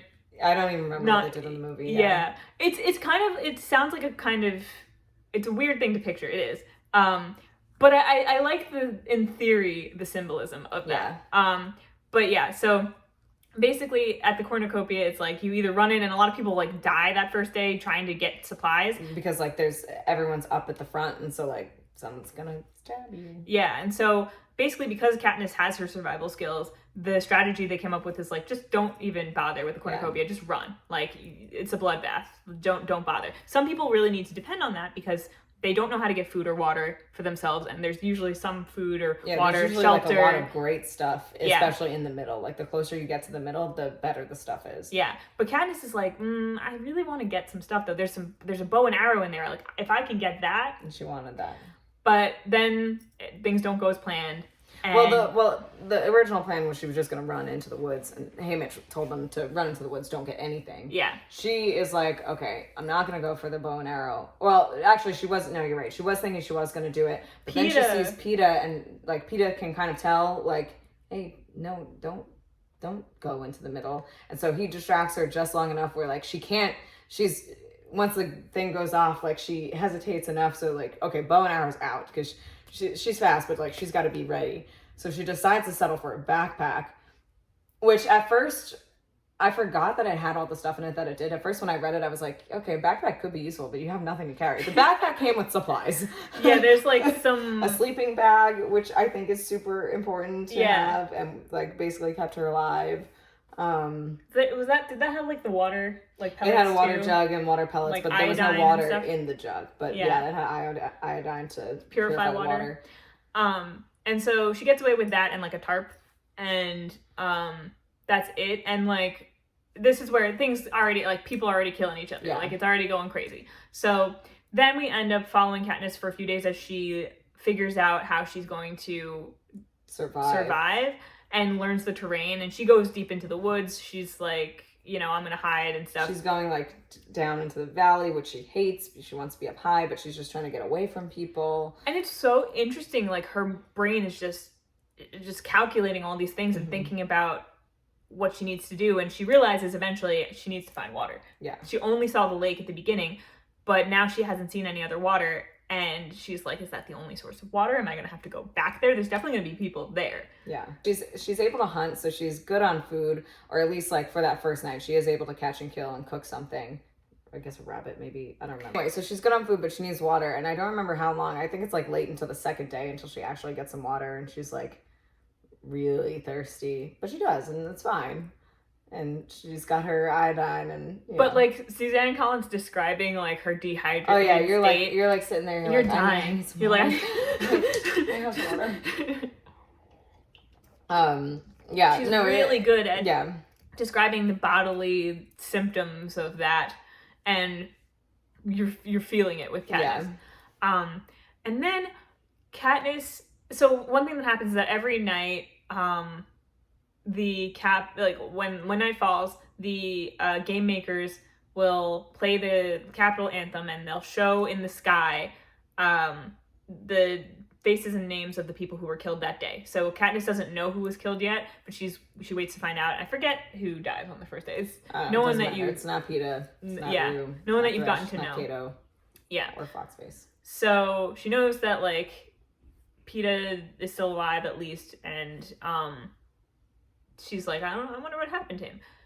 And then eventually, because she I think she's awakened by like a group of people or something, and who come close to her tree that she's in, and she sees that the careers of the first few districts have teamed up, and Peeta is with them, and she's like, oh. Which I still don't totally get. It's implied that Cato wants to use Peeta to find Katniss, but I still don't get how they didn't just kill him. Yeah, well, that's the thing, is that they are all... I think it's early enough where they're willing to team up with each other to take out the weaker or stronger competitors. And since they were willing to team up with each other, like, as the careers, you might think that they would be more likely to... I agree, there's some iffiness with that. I mean, it's not... We're not seeing Peeta's knowing that Peeta is... He has been set up, at least, to be a very... like convincing and amicable kind of person. So I think you can take it on good enough faith that he was able to convince them that he would be useful in some way, whether by outright trying to convince them or by saying the right things that he thinks will make them like think in the way that he wants them to. Because you do feel like Peeta is like, again, with Katniss, along with Katniss, you're not sure how much of Peeta is strategy and how much of Peeta is genuine. Yeah. Like, genuine, authentic, you know? And so, but Katniss is, once again, very betrayed by Peeta. Yeah. She's like, oh my god, he stopped me from going to the cornucopia, and now he's teamed up with these bastards. She's like, she doesn't even think that he could possibly be playing, like, some kind of angle with them. Yeah. She's like, oh, we're done. We're done. And so she continues. Actually, this is, we're skipping some things, I think, but we can't. I think that's okay. There's too much to cover, honestly. So this is just around... read the book. Yeah, just read the book. But this is around where she starts to form a little bit of an alliance with Rue. At first, it's when the careers and Peeta actually find her and notice that she's there, and see that she's in the tree, and are like, come down, like, we're gonna kill you, basically. And she's like, haha, no. But they're all too heavy to climb the tree. Like, she's very small and light. She's supposed to be smaller than people. Yeah. They're, like, more, like, you know, built and muscly, and they've never missed a meal. So they're, like, you know, they're firmer, solid, and they're not really meant for climbing trees. Yeah. And so they decide to just wait her out, and they make camp below her tree. And then later in the night, Katniss looks over, and she notices something in the tree next to her. And it's actually Rue, the 12-year-old from District 12, and District 11, and she's watching her. And then she points up, and Katniss looks up, and she notices there's this big, like, wasp nest. Yeah. And she sees what they are, and she's pretty sure it's a tracker jacker nest. And so this is where we learned a little bit earlier, I think, but this is where we learn more about the capital. They've done some experimenting with like genetically mutating animals, and so tracker jackers are one of these creatures that they use to like basically like make bees or yellow jacks like more deadly, and also able to track down, like, if someone disturbs their nest, like, they can track down like whoever did it and like sting them. And their stings are also very like intense and bring on hallucinations if they don't kill you. So she's like, oh, okay. So Rue is like kind of helping her out here, because she realizes if she can just get up there and like saw the branch off, she could set it on the careers down below. Yeah. Which is exactly what she does. And so Peeta's still with them, but he manages to get away with Cato. Katniss is only stung, and Katniss tells Rue before she does it, which is like pretty risky, because she's like whispering across the trees, like, Rue, I'm gonna do it. And so Rue's able to like jump across the trees and like go and leave. And but yeah, so she does it. She ends up being able to saw the branch down. She sustains 3 stings, which do affect her but don't kill her. And she has some grotesque like hallucinations. Yeah, which we don't need to get into. They're pretty gross. Yeah. But one of them where she's not sure, but one of them is like, PETA comes back and is like, what are you doing? Run. And she's like, wait, what? Is this a hallucination? Like, I thought it was with the careers, but she runs, she survives, you know. And is this where I think she's able to take a bow? Because one of the girls, one of the, who she didn't know the name of, has the bow and arrow that she wanted from the beginning. And so she sees this, and she, in her like hallucinated state, it's like disgusting. She's like, this girl is we like, don't have to get into it, but it's gross. But she's like, and she manages to get the bow out of her like, basically like dead body, and run away with it, and then she passes out. She's like hallucinating. It's like 3 days of like hallucinations, and when she comes around, she starts to take stock, and she realizes that probably everyone else also had like a bad 3 days too, because everyone got pretty stung. So she's like, all right, I'm probably okay.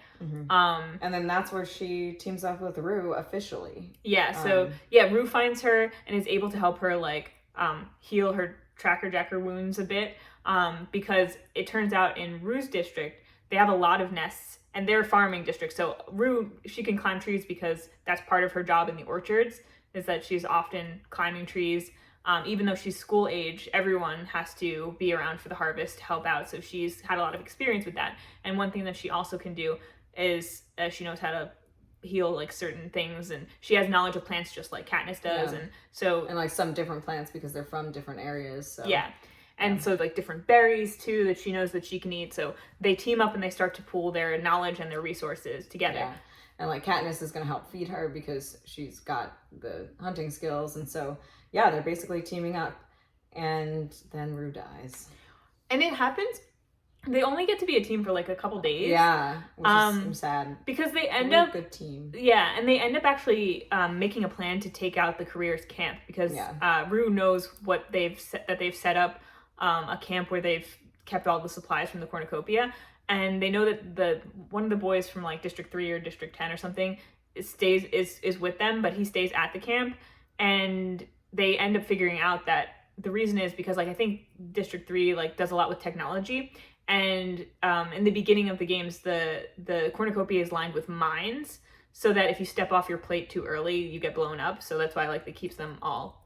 But it gets deactivated when like the thing goes off and they're told to run in. Then the landmines are deactivated. But this guy has figured out how to reactivate the landmines and has used it to booby trap their camp. And so they figured this out, and Katniss and Rue make a plan to go basically Rue's gonna distract them while Katniss destroys their food supplies. Because the main thing that they realize is that they have the survival skills, but the careers don't. And if they can get them separated from their source of food, then they have a better chance of actually surviving. Because Katniss knows how to hunt. And so she and Rue split up and they execute their plan, and Katniss is able to destroy the supplies, but it also goes a little wrong. She the explosion causes her to lose hearing in one of her ears completely. And throughout the rest of the games. And then it takes a while for her to... And there's also a part I think we skipped over where like the game makers send in fire. She got burned. But she was like, her sponsor sent her ointment, which was very expensive. So it meant that, you know, she's got sponsors. People want to sponsor her. So now, because I wanted to mention the ointment, because now she has some like medical supplies too. That can help her, that are even more high tech than like what she can find in the woods. And so she's like okay in terms of that, but she does lose her hearing. And so then she tries to make her way back to Rue, and they like she can't find her at their signal fires that they had set up. And so she's like, okay, she probably just got, you know, redirected. And then she hears Rue's signal song, because we also learn that Rue likes to... This is the most interesting part, actually. So when she and Rue were connecting, she finds out that Rue's favorite thing is music. And Katniss is surprised by this, because she's like, I can't think of anything like less useful than music. She's like, what utilitarian purpose does that have? You know, forget about like joy and happiness. And that's another thing, is like there's a lot of moments where Katniss is more about how something can be useful as opposed to whether you enjoy something or not. Because she's never really had the opportunity to enjoy stuff.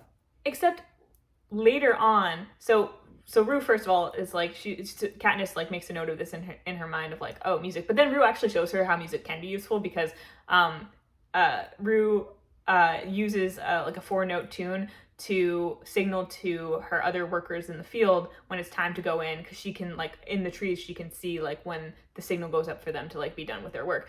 And so she can signal to people, and how she does this is she'll hum her 4-note or whistle her 4-note tune. And then there's these birds called mockingjays, which was another result of like the capital. It's like a combination of a mockingbird and a jay. And a jabberjay. And the jabberjays are genetically mutated birds that could mimic human speech, and so like they would use them to spy on people and then like report back what people said. Yeah.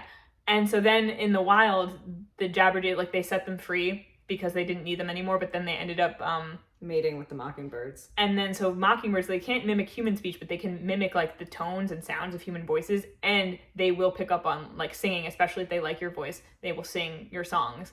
And Katniss remembers that her dad used to sing, and like I think he used to sing like when he would sing, like all the birds would listen or something like that. And so Rue uses this to signal. She teaches it to Katniss so that she can help like signal to her when she's done. So Katniss hears the signal and knows that Rue must be nearby. But when she gets to her, she's already been attacked by the boy from District 10, I think, or District 1. I think it's. No, District 1's Cato. It doesn't matter. I think District 2 might be Cato. I'm not sure. Whatever. It doesn't matter. A boy who is one of the tributes. Unnamed. She kills him. And yeah, but he's already killed Rue. And so Rue is dying. She's got a spear through her. And so Katniss, remembering that Rue loves music, she remembers a lullaby that she used to sing. I think Rue asked her to sing to her. Yeah. And so she sings a lullaby to Rue as she dies. It's very sad. It is very sad. And then and Katniss is very sad. Yeah. It's like definitely an emotional moment. Like, she definitely bonded with Rue. You know, this isn't her survival. And Rue is literally like a child. I mean, they're all children, but so then before she leaves Rue's body to be taken up, because what happens is that a hovercraft will come down and will take the dead bodies out of the arena. Before this happens, Katniss decides in this moment, she's like she's like angry at the boy who killed Rue, but she's not even that angry with him, because she's like, it's not really his fault in the end. It's her moment of clarity of remembering, hey, these people aren't really my enemy. It's like we're being made to do this horrible thing, and we're all in this situation together, and it sucks. And so she has this moment of clarity where she's like, I'm gonna make a statement. And so she goes, she gets some flowers and she like arranges them around Rue's body and makes it like kind of into a scene. And it's implied that this is important because if they choose to show it at all in the Capitol, it will be a moment of solidarity and of like humanizing in a way of the situation enough that it might actually shock some people into being like, oh, hey, this is wrong. This is fucked up. Yeah. And just to show of like it's caring between two people, that it's not victorious that Katniss has survived and Rue has died. So now we have to talk about Katniss and Peeta in the arena. Yeah. As we said, Peeta had teamed up with the careers. Katniss wasn't super happy about it, and their paths hadn't really crossed since. But then, the last we saw him, when he had told her to run, like Cato was coming up behind him, and so she was like, "Oh my God, like Cato's gonna kill him," but he's not dead yet. She would know by now. So then, at one point after Rue died, the game makers announced, like, "Hey, guess what? If the two tributes from the same district are the last two, then they both win."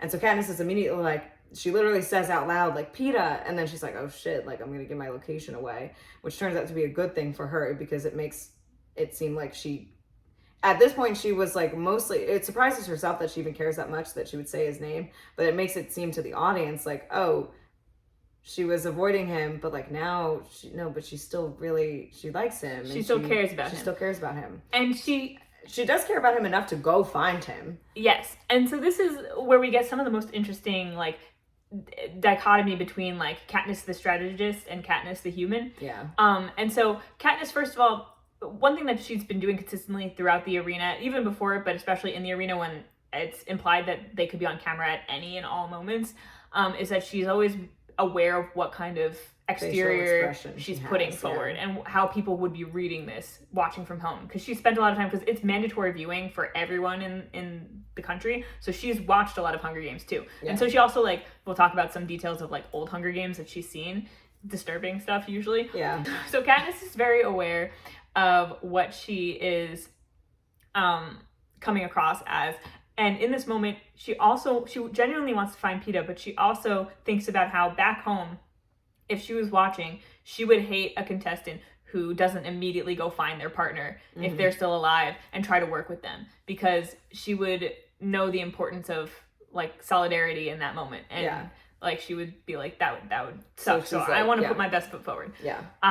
So she goes to find PETA, and she's, against all odds, able to track him down. I know, I'm still not even after reading it again, I'm like, I'm still not even clear how she actually did this. Yeah. Because he has camouflage. He's like injured. He's basically dying. And he's so injured that he can't even move. So he's camouflaged himself into like the mud and looks like a log, right? Yeah, like I think so. Like he's kind of part of the mud now. Like, and that's the other thing, is that he decorates cakes back home. So that's why he's good at he's good at camouflaging himself. Sure. So, so she finds him and she stumbles across him. She almost like steps on him. Yeah. And he says like something like, "Come to finish me off," or something like that. And she's like, "Oh my God, here he is." Yeah. And then she starts to realize just how badly injured he is. And it's like pretty fucking bad. Yeah. And so we get some of the most painful moments of her like trying to, so we find out that her mom and Prim are really good healers. And her mom used to be part of like the townspeople, who was more well off before she ran off with Katniss's dad, who was from the Seam, which is like the poorer part of town. And so she still has that knowledge, and so sometimes she still heals people when they bring them in. But Katniss is always making sure that she's very far away when this happens. Like, injuries gross her out. Yeah, basically. She's able to hunt and kill animals, and even killing people, she notes, is not actually that different if you can forget for the moment that they're people. But dealing with injuries, not really her thing. So she has knowledge about it, but she hates it. But she's forced to do it because Peeta's leg is infected and gross, and she has to try to help him. Yeah. And so now we get this really interesting sequence of days where they spend time together, and Katniss is like basically trying to nurse him back to health. And they also start playing up this star-crossed lovers angle, like, well, not so much star-crossed anymore if they can both make it home. But this is where we really see that Katniss is battling with her strategist versus like what's authentic. She's wondering why like Haymitch isn't having their sponsors send something that could help Peeta.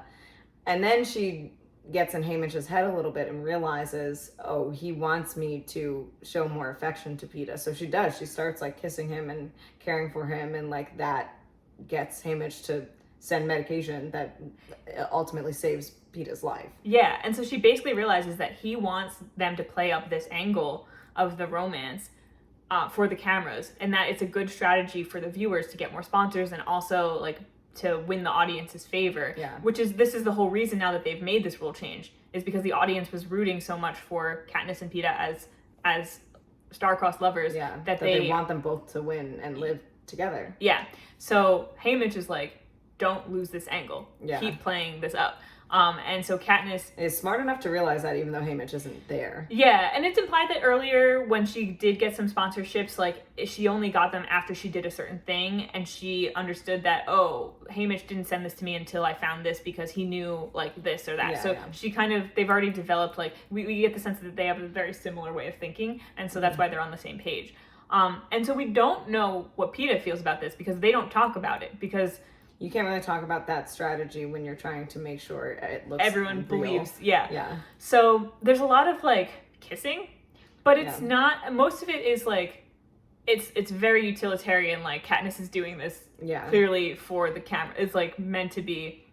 So she's not really like in it so much as like other YA books that have like love triangles where it's like, every kiss scene is like so important because it's like, this is important because it's life or death, not because she's actually in love or anything. Yeah. So we get like a few days of them like huddled out in a cave. They get a nice basket of stuff from a sponsor, like some actual good food, which is great. It's raining a lot. And then eventually there's very few of them left, and they start to venture out. And it's a little bit harder for her to give Peeta that affection because he's so frustrating, because he's injured and not experienced at walking through the woods. So he's just so loud. So in terms of the game, he could be attracting attention to their position, but he's also scaring away the food, the animals that she's trying to hunt so they can eat. So there's definitely a little bit of strain on her being able to show him the affection that she knows Hamish wants. And so you can tell there's definitely a difference between their days in the cave and then the struggle that she has, forcing, like, it's really forced. It got easier the longer that they were spending in the cave together. They were talking, getting to know each other. And now she's like, I have to, let me just give him a kiss. Like, at the end of the day, he's like, he wanted to go back to the cave instead of camping out somewhere. And she, from a tactical perspective, she's like, that doesn't make sense. But she's like, she kisses him and she's like, okay, we'll go back to the cave. Because, she even knows he doesn't ask for much. He's been a good partner to her, and she knows that she needs to be a little nicer. Yeah. And it's noticeable that she can see that it's not as hard for him as it is for her at times. And she doesn't know why that is. She's starting to have an inkling that maybe some of what he said has not been just about the games. Yeah. She's kind of pushing that down, but there was one moment where they were exchanging kind of stories about their past, and she was trying to find a question that would get them on the topic of their romance so that they can appease Hamish and the audience. And so she asked him about when he first knew that he was in love with her, and he actually recounts a story that actually happened from when they were very little, and it's their first day of school, and his father pointed her out to him because he said that he used to be in love with Katniss's mother. And so then he mentioned that she had run off with some guy from the seam, and the reason that people loved that guy was because when he sang, all the birds were silent, so we get that callback to music as an important thing. And then he recalls a memory where Katniss stood up on a chair when she was like very little in kindergarten and sang on their first day of music because her father had taught her a song. And so she sang the song, and he was like, I was in love with you from that moment on, basically. And she's like, I don't remember all the details of that memory, but that sounds like it actually happened. Yeah. Interesting. Yeah. And then she also has this moment of realization about music where she realizes that before she had been dismissive in her head when Rue had mentioned music being so important to her because she was like, it's kind of useless. But she realizes now her dismissiveness, thinking back on her father and how he used to sing and how he taught her songs, that it was maybe less about actually dismissing music for its utilitarian value and more about her grief over her father and not being able to connect with it because it's too painful. And so she also has that realization, which is very interesting because Katniss is a very self-aware character, and she's aware of sort of the grief and trauma and the effect that it's had on her in some ways, whereas in other ways she might be in denial about certain things, or she might shut off certain parts of her, but when it comes down to it, she's usually aware of how her life has impacted her and like why she makes the choices that she makes, and for example why she's so distant from her mother, and how it's not really about her mother but about this like her basic survival needs not being met by her when she was depressed, and so feeling betrayed and just not being able to get past that. And in this moment she's also aware that her irritation with the concept of music is really more about the pain that it brings up for her, and it's just so interesting, and I liked that part. And I like what Peeta and Katniss's like interactions bring out about that, because they also have like a few peaceful days where they're just with each other and we can just be with them before the action ramps up again. And so there is I think this happened already. We kind of during their time in the cave, they had put medicine that I think Peeta needed. Hamish had sent something, but the game makers had put medicine that Peeta needed in the middle of the arena. Oh yeah, they have a feast. Yeah, there's a feast, and it's basically like inviting the remaining victors or tributes to go to the same place, the cornucopia, and essentially fight it out. And like there's obviously they're all watching. The game makers are all watching, so they know what the individual players need. So the thing that like Katniss and Peeta need is the medicine. More medicine. I don't remember. I'm a little confused because Hamish had sent medicine. No, that was the burn ointment, but this is for. He sent something else too that he needed. He sent food. Yeah, but there was a third thing that I think was sent. And then he sends like sugar pills that are for. Oh, they make Peeta sleep, so yeah, because he doesn't want Katniss to go to the Yes, that's what it was. Yeah, that because was the yes. feast is intentionally meant to draw them together to have them fight. Yeah, so and some he's of them might like, die. Katniss, you could die. Don't go. do But that. meanwhile, like Peeta's dying from the infection. Haymitch sends something that will just like put Peeta to sleep. So she puts that in some berries and he falls asleep. So then she leaves and goes to the cornucopia. And he recognizes the flavor because it's like it's a like common medicine yeah. that they use to kind of knock someone out when they need to do something and just sedate someone.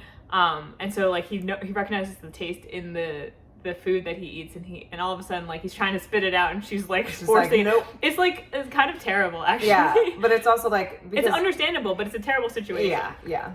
So she does go to the cornucopia, ends up getting the medicine that she needs, gets in a fight with this guy Thresh, who's Rue's partner or not partner really, but Rue's counterpart from District 11. Yeah. Well, actually, she was fighting, I think, Glimmer from Cato's district. Oh yeah, she was fighting, and then Thresh kind of saves her and doesn't kill her because of what she did for Rue. Yeah, who was his partner. And he didn't know about that, but Glimmer was like taunting her. Yeah, and Thresh was like, what is she talking about? And so Katniss tells him, and he's like, all right, I'm not going to kill you.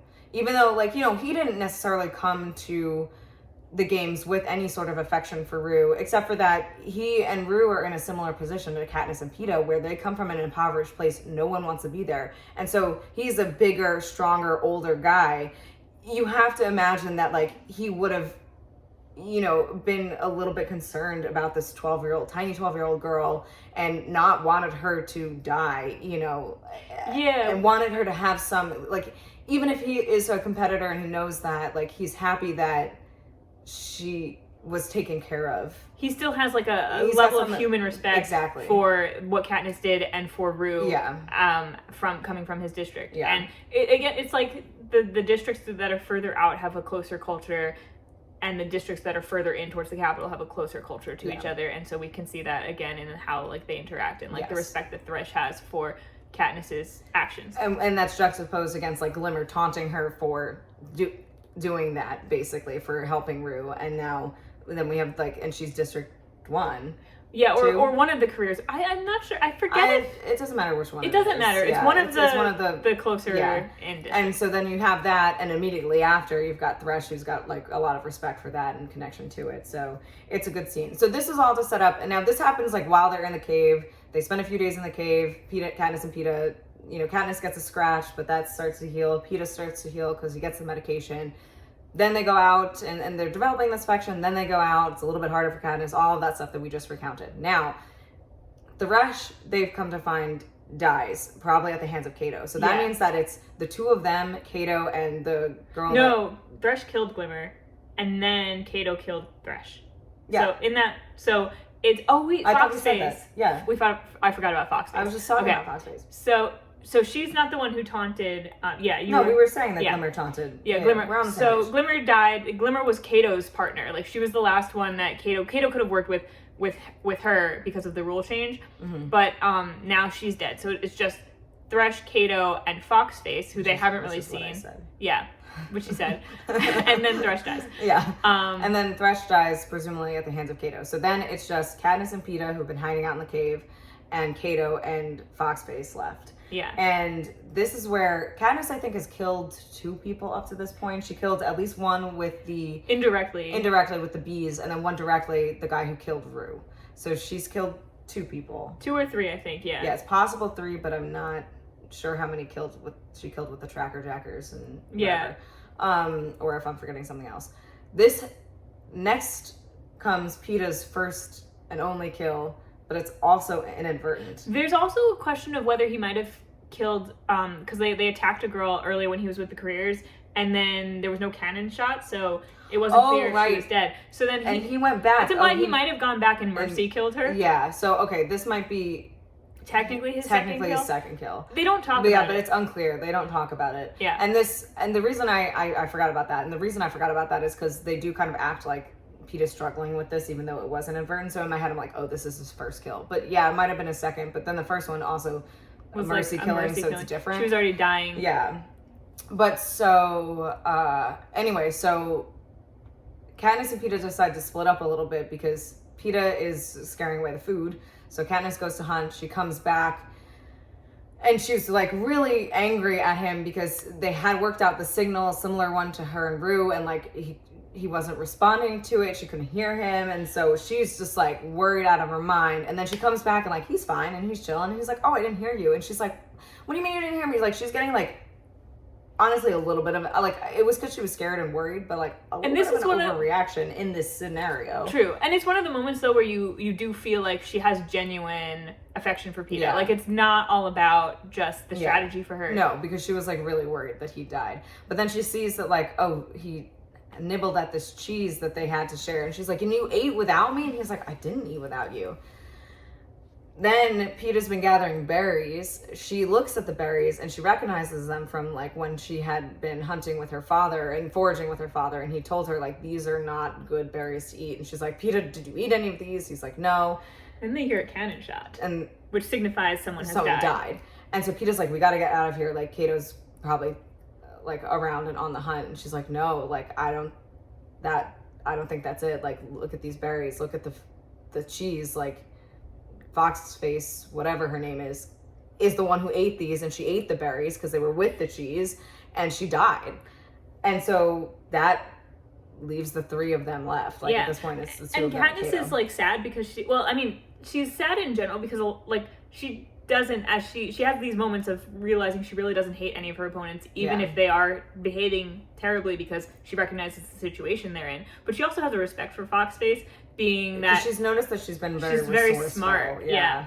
And so she knows that it was her who did this because she saw her stealing food from the careers like surreptitiously before. She knows that she does that, and so she trusts when other people believe that something is edible, she will trust that. And the fact that Peeta genuinely didn't know that these berries were poisonous, he wasn't plotting. There was nothing malicious about it. It allowed her to be lulled into a sense of security that she could eat this food, and it's so interesting. And Katniss genuinely mourns for that intelligent, opponent. But also thank God he didn't eat the berries himself. Like he didn't just like go along snacking, because like damn. Because but like that, I think that emphasizes like he was waiting for Katniss, and she did expect, like they had like that kind of like rapport where like they would eat together and they would share everything together. And so like I think that's why he was waiting. He didn't want to eat without her. And so Katniss saves some of these berries because she's like, maybe we could like trick Cato or something. So she's got all the berries in her pouch, which is something to remember. And now we're coming to the end, basically. There's only 3 tributes left. It's her and Peeta, and if they kill Cato, they win. And so they're basically like, okay, we're going to make our way to the cornucopia because they're going to force us there anyway. So let's just try to finish this. And she's got her bows. She's got, I think, like 7 of them left, 6 or 7 of them left now. Her arrows, I mean. And so she's going to try to take Cato out.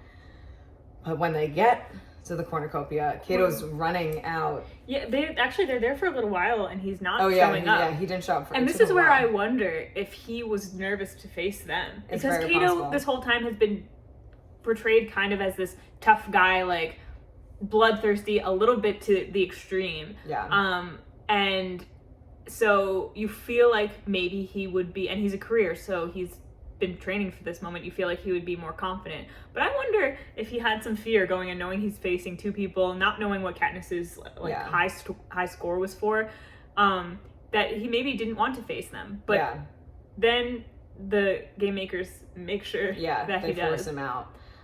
Because he starts running into the cornucopia, and Katniss thinks that he's running at her, and so she like starts to get her bow out, but then she sees what he's running from, and it's these horrible mutant. It's bad on a couple levels. First of all, I will say at first, so it's like these from the distance they're like mutant wolves that Katniss can see, like they're extra big, but then they also stand on their hind legs and like it's like they're like gesture werewolves. Like humans. And I will say that description makes them feel a little silly, because like I can't picture like a wolf standing on its hind legs and gesturing to its buddies without imagining a really bad CGI. But like that's when they get closer, that's when it gets really messed up.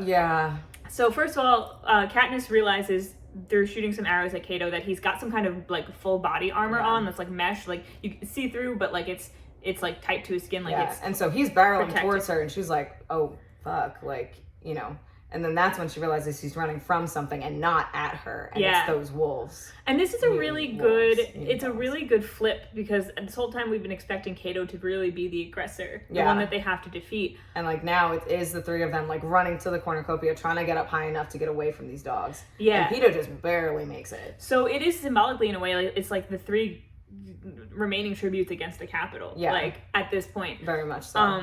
And so then we have this horrific scene where like they all scramble on top of the cornucopia, and for a brief moment they're all kind of on the same side. Then Kato's like asking, like, what did he ask? He asked asked if they could climb. Like, he's Yeah. actually talking to them, you know? And they're all kind of on the same side. And then as they regain their strength, then Kato like takes his opportunity. He holds Peeta hostage, and Peeta notices. You skipped over the mutant. Well, dog okay, eyes. You we're wanna gonna talk about that? them again too. Okay, but yeah. I feel like just like Getting over this part. Yeah, okay. Yeah. So Peeta notices that Kato has Peeta's leg is injured again. He got like bitten by the mutts. And he almost got dragged down, so it's like everything's reopened. Yeah, Katniss was able to put like a tourniquet on it, but she's like he'll probably lose his leg, like it's really bad. And Peeta notices that Kato's like armor doesn't have mesh on his hands, so he like puts an X in blood. Like while Kato's while like Kato's strangling him, him, he's like. And then Katniss knows to shoot him there, so she does, and then he goes over the side, and Peeta almost does. I still don't like. This is where the description was like a little hazy for me, where like I still don't understand how some of the action Peeta wasn't didn't always end up- clear. Yeah. But luckily, Kato dropped him and didn't just like drag him down. But and then we get like the most horrific scene. Oh god, yeah, this was it's just so the worst bad. because they know that the Capitol's the game makers are drawing this out. So the mutts, first of all, Katniss noticed that when they got up close, their eyes are human eyes, and their eyes are actually like the eyes of the other contestants. Yeah, like so recognizable that she can tell that they're meant to be the contestants that she just knew for like the past week and didn't even interact with all of them that much. But like that's how. And I think their like fur is like similar to their hair color and everything. Size is similar to their size. Like there's the tiniest one or the smallest one is like Rue. You can tell is Rue. There's a bigger one that you can tell is Thresh. Like it's messed up. Yeah, really, really fucked up. And then the more fucked up part is that since Kato's wearing this body armor, the dogs can't just like kill him straight up, but they can like continue maiming him, trying to get through the body armor. So he is like, it's like hours, I think. Yeah. Where they're listening to him like be slowly torn apart. Yeah. And it's really, it's bad. And then finally, but it's brilliant though, because to end the games in this way, first of all, like obviously there's the logic of the game makers want this to be a show for the Capitol, and the idea is that this is a show for them. It might be horrific to us reading, but this is their entertainment, and that's the kind of society that we're in. But also, it really, on a subtler level, it really puts the Capitol like as the number one enemy in this series. Like it's not like we're not supposed to be in the games as games. Like we're not supposed to be like, oh yeah, we want Katniss and Peeta to win. Like screw Kato. Like we're not rooting for. Like, I mean, we're rooting for Katniss on one level, but on another level, it's not about that. It's really about how horrific the situation is. So it's not a triumphant win. No. And Katniss eventually like looks over the side and Mercy kills him with an arrow, and she thinks that he's like trying to mouth like. But he doesn't even have like features anymore. Yeah, he's like destroyed. Ugh. It's nasty, and it's like a terrible end. And it's not something where you feel like gleeful over having Kato. Yeah, even though Kato was objectively the villain of the arena, it doesn't matter, like, because he's only the villain because he was made that way, and they were all put in the situation. They were all put in that situation. In another situation, he's not like that, and you still don't want him. He's a kid at the end of the day, and you don't want him to. Even Katniss doesn't want him to have this horrific death. Yeah, and something that Katniss is very like. Honestly, I wonder why she didn't Mercy kill him earlier. Yeah, I know. I think there was something like not being. I think he was like too far away, and then she could tell he was closer, and was able to get to him. But I mean, one of the things that I think Katniss it's very purposely put in there that Katniss realizes throughout the story. We mentioned there are times when she is really disgusted by certain other people, especially people of the Capitol, for the privileges that they have, and the people who the careers are privileged above District 12 in certain respects too, and they all have different attitudes about the games because of where they grew up.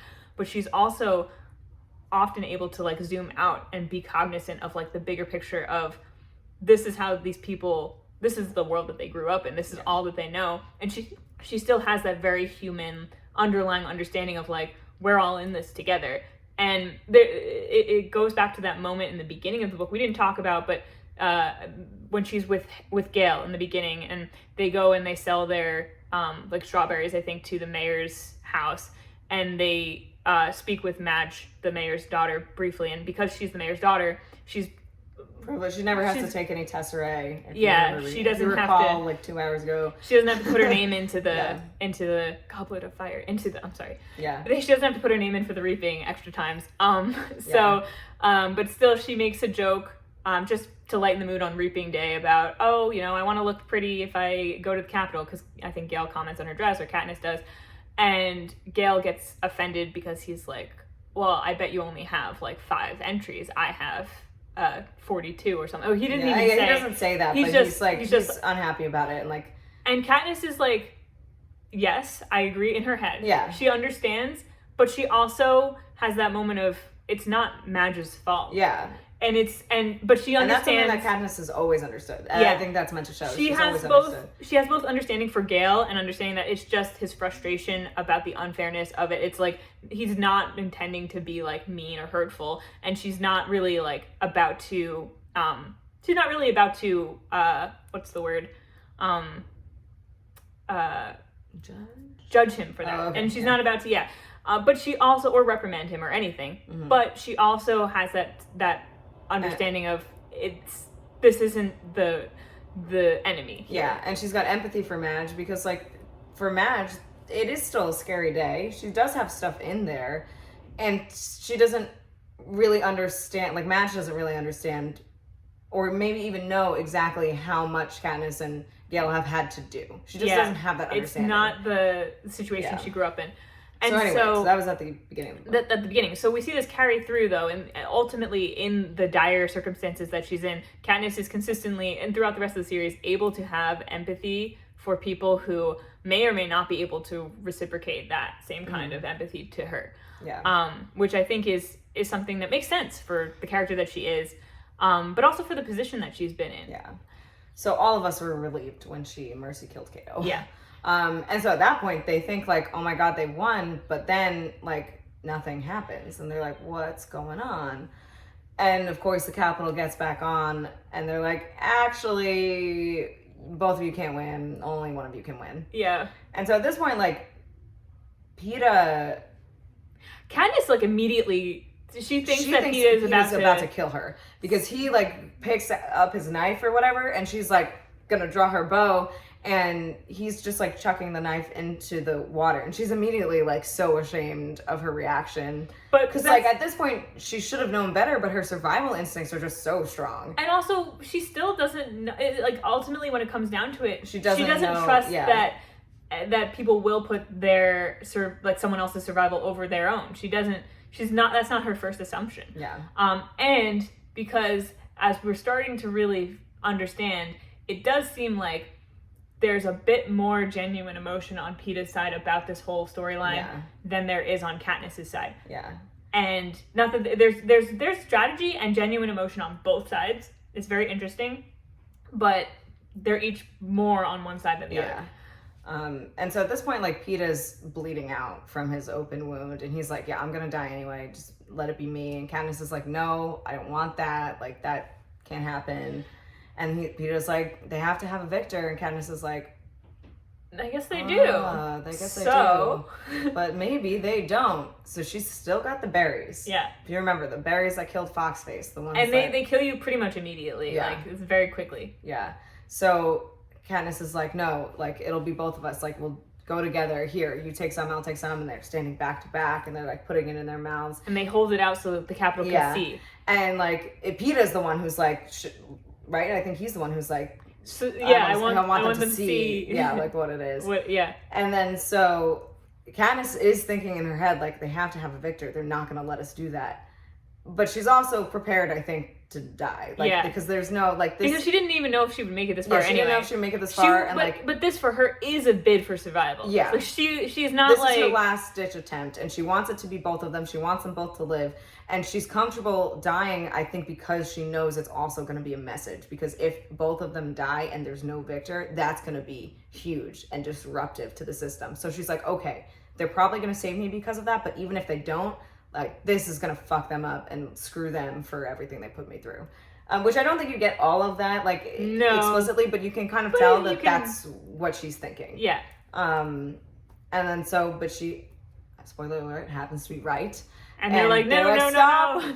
You're both victors, yay. Yeah. And then thank God, timing couldn't be better, because Peeta's, like, about to die, but they get airlifted out, like, they're separated, he's taken off to heal, she's taken off to heal. And this is almost the hardest part of the book, because right after is when the immediate effects of, like, the trauma that they've just gone through hits, because it's like they're crashing from, like, immediate survival mode to, like, just, like, moving from one thing to the next. Like, you don't have time to, like, spend too much time thinking about what happened to you, because you're just like, you've got to live. But then in that moment, when they're taken in by the Capitol again, and, like, Peeta's going into surgery. Peeta, like, just, like, passes out. Because, like, the only thing that was keeping him up was adrenaline. Yeah. Like, and now he's losing all the blood and, like... And Katniss goes, like, insane, and she's screaming his name. Like, she doesn't want to be separated from him. Like, she wants to make sure he's okay, because she doesn't even trust the Capitol at this point to save him. Yeah. And then they take her and they knock her out, and then they like... Basically, like, she keeps waking up and coming in and out of consciousness for a while as they, like, slowly help her recover from, like, this intense injuries that she had, and also, like, the near starvation and the but, like, they're fixing everything. Like, her hands had been really rough before. When she finally wakes up, like, any burns that she sustained were gone, but, like, also any other scars. Like, she's, like, her body's, like, basically perfect. They've overcorrected, in a sense. And she's still, like, also really, really thin from basically starving. But, like, other than that, she's perfectly healed. Yeah. And then she comes out and, like, she's finally able to see, like, Haymitch and Effie again, and Cinna. And she hasn't seen Peeta yet, and they're like, "Oh no, he's fine. Like, you know, you'll be reunited on TV." Yeah, they want to record your reunion. But you also feel like there's, like, something something going on. Like, everyone's a little uncomfortable, but of course things are still being recorded. No one can really speak freely. And so that Katniss really knows something is up when Haymitch goes in for a hug. He's like, "Yeah, how about a hug?" before she's going up to be interviewed, right? Yeah. And, like, see Peeta for the first time, and he, like, whispers in her hair and is like, yeah, the Capitol's, like, pretty pissed at you guys. They're not happy. You got to make it look like it was for love, basically. Yeah, like, you really got to sell that angle. She's learned to sell, because, like, she knows immediately. She's like, okay, the cameras can't see his face, but my face is still exposed. Like, I gotta laugh. Like she's just like, ah ha ha, Haymitch, like, hugging me, so happy. And she has that harrowing realization. She's like, oh, the games are not over. Yeah, we're still in the games, basically. And you start to get the slow realization that, like, this never ends. Yeah. Like, this is not the kind of situation that you ever get to leave. And this is what Haymitch has been drinking to avoid, is, like, this repetition that he has to go through year after year. Even though he's typically not on display, he's just constantly in the thick of it all the time. Yeah. But she goes up. She is reunited with Peeta. She makes it a very believable reunion. And, like, there's a lot of moments where, like, again, like, there's certain moments that, even in the arena, there were a few moments where Katniss notes a specific, like, very genuine feeling that she's having. Like, the difference between the genuine moment she has of, like, affection for Peeta, even, like, a moment where she enjoys one of the kisses that they have. Yeah. Most of them were just for show. It wasn't her thinking, oh, I hate this, but it was her not really thinking about it. Just doing it. Her thinking about it as, like, I have to do this because we have to survive. Yeah. And so she notes the distinction between her moments of genuine reaction to sitting with Peeta and seeing him again and being next to him versus her moments of thinking about, okay, I'm positioning myself this way, so I come across as that. Right. And because she is very, very happy to see him. Like, she's so relieved that he's alive. She's so relieved that they both lived. Like, so in some sense, like, it's easy to... there's some parts of it it's easy where, like, yeah, obviously she's super happy. It's the parts, like, positioning herself so it looks like he's the person that, like, she never wants to let go of, and, like, you know, and, like, that's where she's like, okay, I gotta Because the reality of it is, it's not as simple as they're one of them is just play acting and the other one is genuinely in love, or vice versa. It's like Katniss and Peeta, it's clear that there's a genuine connection there, whether it is romantic, like love on both sides or not. It's not even that important to the characters themselves. But the reason why the storyline is so important is because they have to portray it as a completely innocent display where there were no thoughts going in their mind of defying the Capitol. There can't be any of that. None of that. It has to be that they were just fully focused on a love story. It doesn't matter that there were genuine moments. It has to all be genuine with no hint of aggression or potential like sedition happening. And so as this goes, and there's like a horrific thing where like during their interviews they have to watch recaps of the games. Yeah, which is just terrible.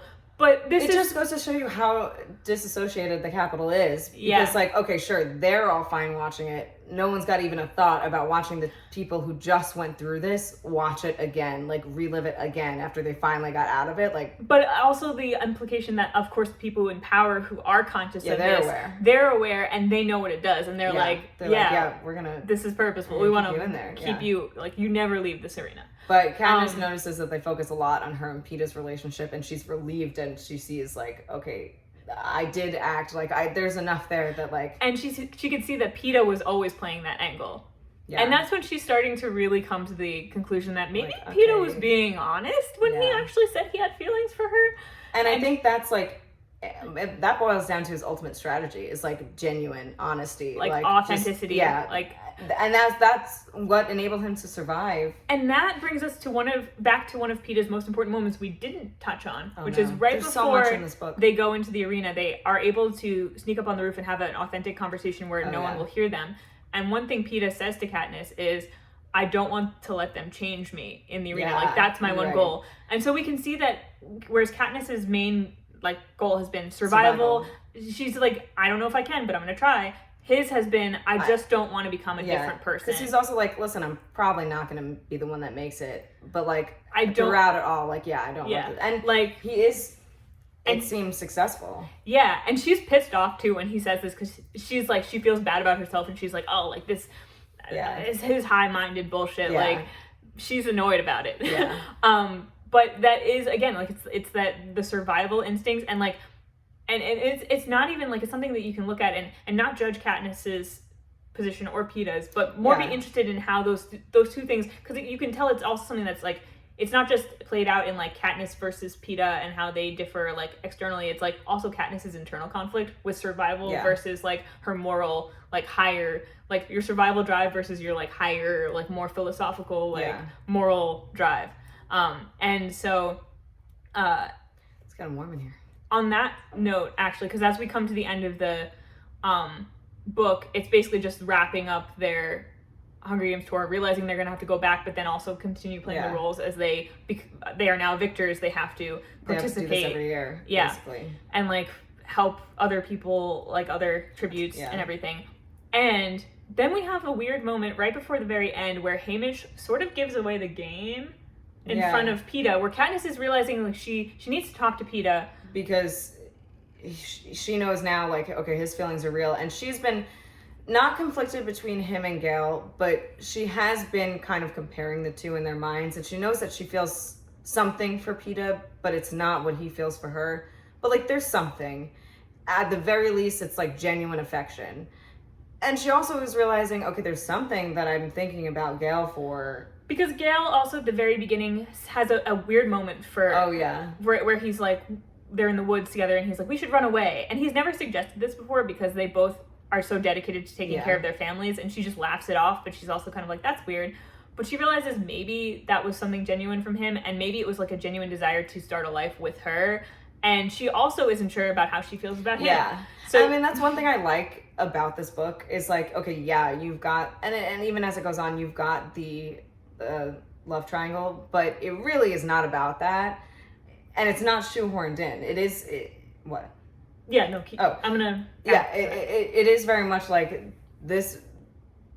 Like, okay, it's a nice portrayal of like someone not focusing on the romantic relationships because they can't. Like, it would be such a worse book if it was like, oh my God, this literal romance. If it was what the Capitol thought it was. If it was this literal romance in the middle of the worst event of their lives. Because I feel like that it's much more realistic, like... Because it's not like their connections their connection with each other is completely disingenuous, and it's not like that aspect of it isn't there at all. But it's not the focus. Overblown, like, whereas like for the Capitol people watching, it is the focus. Yeah. But we know, I'm just glad that the book wasn't the Capitol focus, I guess, is what I liked how I liked how Suzanne Collins did it, and it feels really real. And then Katniss's I almost said conflict. Anyway, Katniss's conflict when Haymitch kind of reveals her like lack of love, for lack of a better term, for Peeta, and like she sees how hurt Peeta is and how upset he is that like all of the things that she was pretending are fake and he didn't know. Like she's sad. Like she's legitimately sad. And she doesn't want to ruin the progress that they made in their relationship because she cares for him, just not in the way that he wants. Right. And because that's the thing too, is like it is a romance for Peeta, but it's also like a genuine, like there's genuine affection and care, and like for him, the way that Haymitch kind of he says something in passing that sort of reveals that it's more of a strategy for Katniss. And then it's kind of a rushed scene. It's not the best scene in the book. No, it's not the best scene in the book. I questioned how it was set up. I feel like it could have been a little bit better. It's one of those. It is one of those classic, like, oh my God, say more words and maybe you'll clear some things up. Like, it's not. It would never be like perfect for Peeta because obviously he wants her to be in love with him and he thought she was.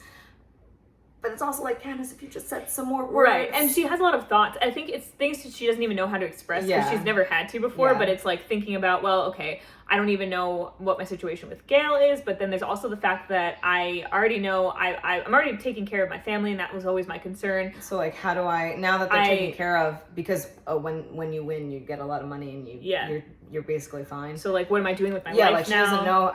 All she's been doing is hunting and taking her family. She has no idea who she is when she gets back, what situation is going to be kind of waiting for her. So she doesn't know how to contextualize anything that has been built with Peeta, like, in that And scenario. Because of her, like, her specific kinds of trauma and what her parents went through when her dad died, and then also what her, just her not wanting to have children in, like, a world where the Hunger Games exist. Right. And therefore, like, not being enthralled with the idea of, like, getting married and having a family. She's just, like, there's a lot going on in here that it's not about Peeta. It's really about her not having, like, been able to, not being in that mindset. And that's where you kind of do see, like, maybe they hadn't built up their relationship enough for her to talk to him about this. Maybe that's why she doesn't say more words. And you're like, Katniss, just say more words. But aside from this and that scene being a little bit rushed to me, and me also questioning what Haymitch was trying to accomplish, if he was conscious of what he was doing there. Because he's been so... like maybe he was... Like maybe it was like a you guys need to talk about this, so I'm just gonna say it. Right. Or it was like, oh, he's done, and now because we see done. Katniss revert back to like kind of her, like she's going home, so she's kind of getting out of things. We see that, so maybe that's also Haymitch getting out of things. He's not gonna be a sharp anymore. He's gonna go back to just like being a drunk fool. Kinda. It could be that. It's unclear. But and there's also, of course, the idea of there's a lingering thread of, like, the Capitol is definitely not happy with the display that they put on, even if they're going to portray it that way for the rest of the Capitol, like the president, the government, they have their eyes on Katniss and Peeta specifically because they don't trust their act. Mm-hmm. And so, like, that's the pressure that they're also still under. Yeah. So there's a lot there's a lot of other things going on that makes this not a cut and dry situation of, oh, we get to go home and be together now. Yeah. Which is what Peeta thought it was. Poor Peeta.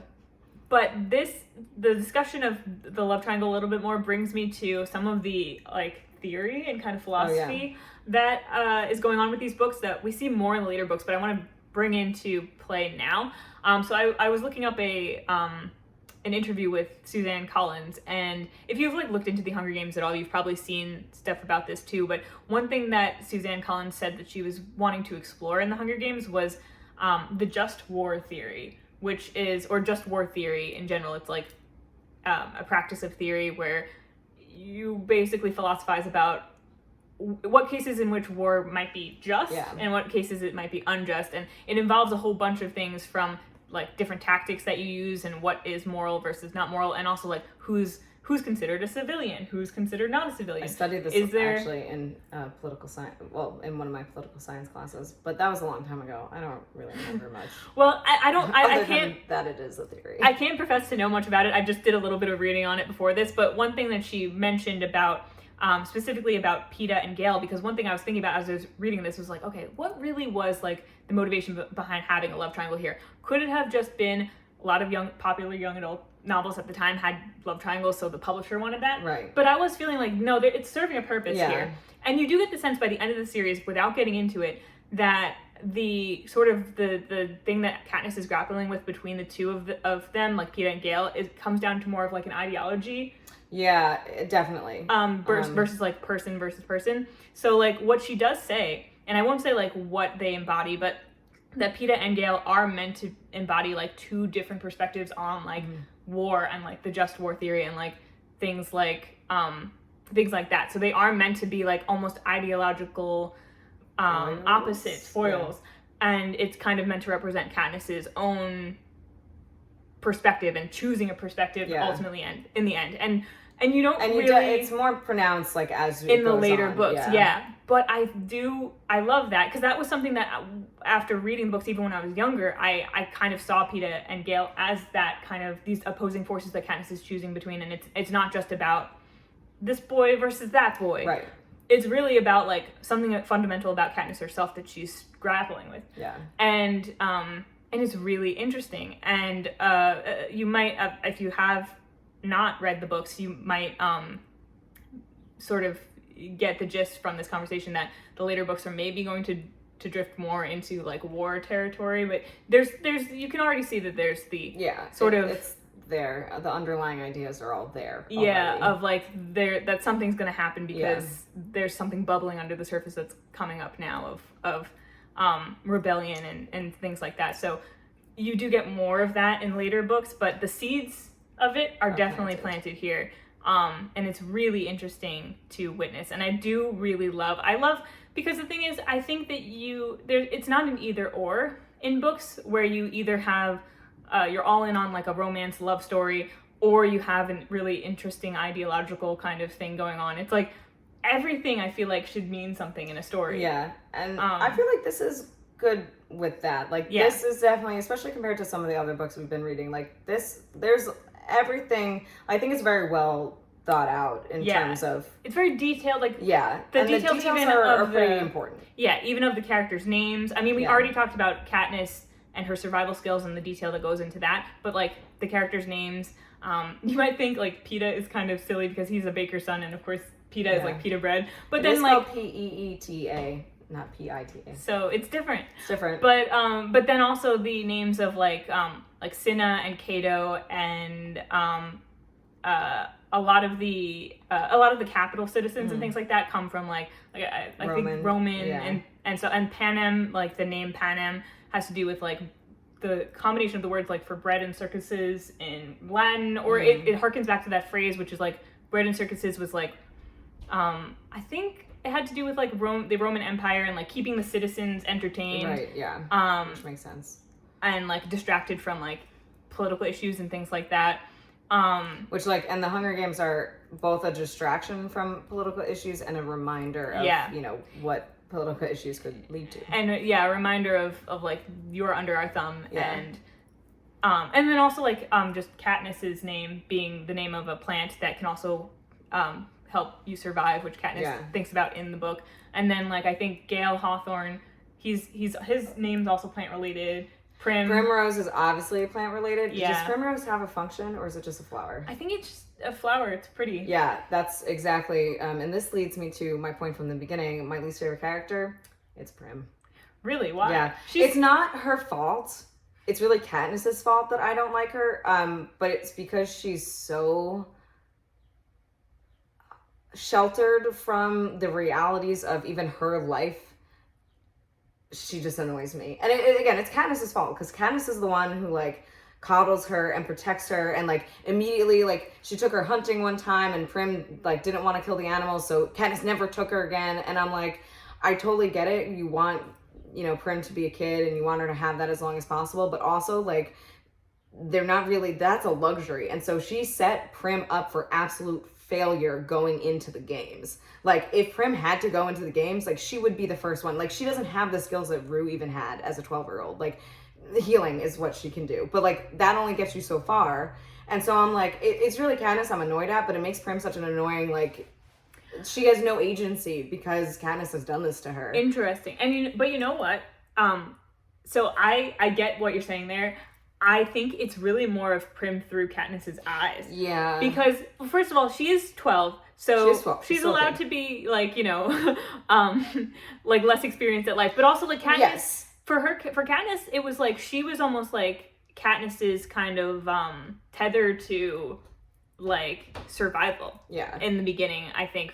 And so it became so unthinkable for Katniss that Prim would ever end up in the game. She did everything to make sure that she wouldn't. And so it makes sense that that is how, what kind of, like, how things would turn out. But I do feel that we see as the books go on, we don't even, honestly, we don't get a lot of Prim. I think we get more of her. I don't really remember too much of her from the later books. I'm talking about her as my least favorite character in this book, and that's a very, like, it's more of in concept. It's not really her as a character. Exactly. Yeah. But I think that then later on in the series, we see Prim is a little bit more, I mean, because we have a little hint of it here, but the idea that Katniss will run out of the house when someone comes in with a grotesque injury or a terrible illness, but Prim will stay. And that's what I'm saying. Like, it's not like she's without merit, but in terms of, you know, she's still a child, and like, in theory, it's like, yes, like I said, you want children to be able to be children, but we're not in that universe. Like, Prim needs to grow up a little bit. But again, not really her fault. No, and she does, and that's the thing. She does. It's sad, but it's also sad. Like she does. Yeah, but I get what you're saying. If you think of it from that perspective, like maybe it's good that Katniss did let her be a kid for as long as she possibly could, you know, because she was gonna have to grow up anyway. But I'm like, maybe things would be different if she'd like given her an edge and like, you know, taught her like. You don't want to force her to hunt if she doesn't want to hunt, but like keep trying, you know, like kids might not like certain foods the first time you try it, but you just like keep introducing it to them and eventually they might eat it.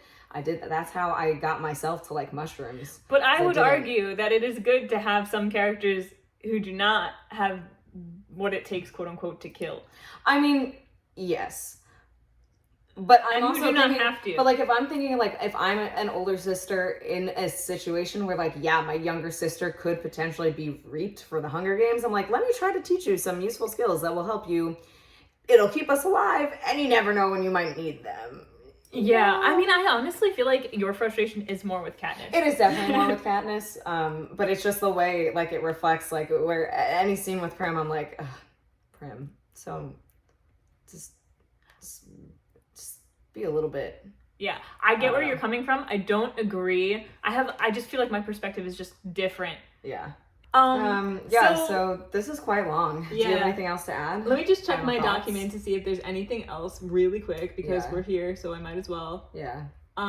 This is a book with a lot of substance. That's why, I mean, we didn't even touch on all of the details. So, I mean, if you haven't read it yet or you want to reread it, like there's still so much more that we didn't cover, and it's better done. Yeah, there are definitely some like important details we left out. But you can't cover everything. But it's really good. I mean, if you haven't read it yet, or if it's been a while, I would definitely check it out again. It's a fun read. I mean, okay, no, that's wrong.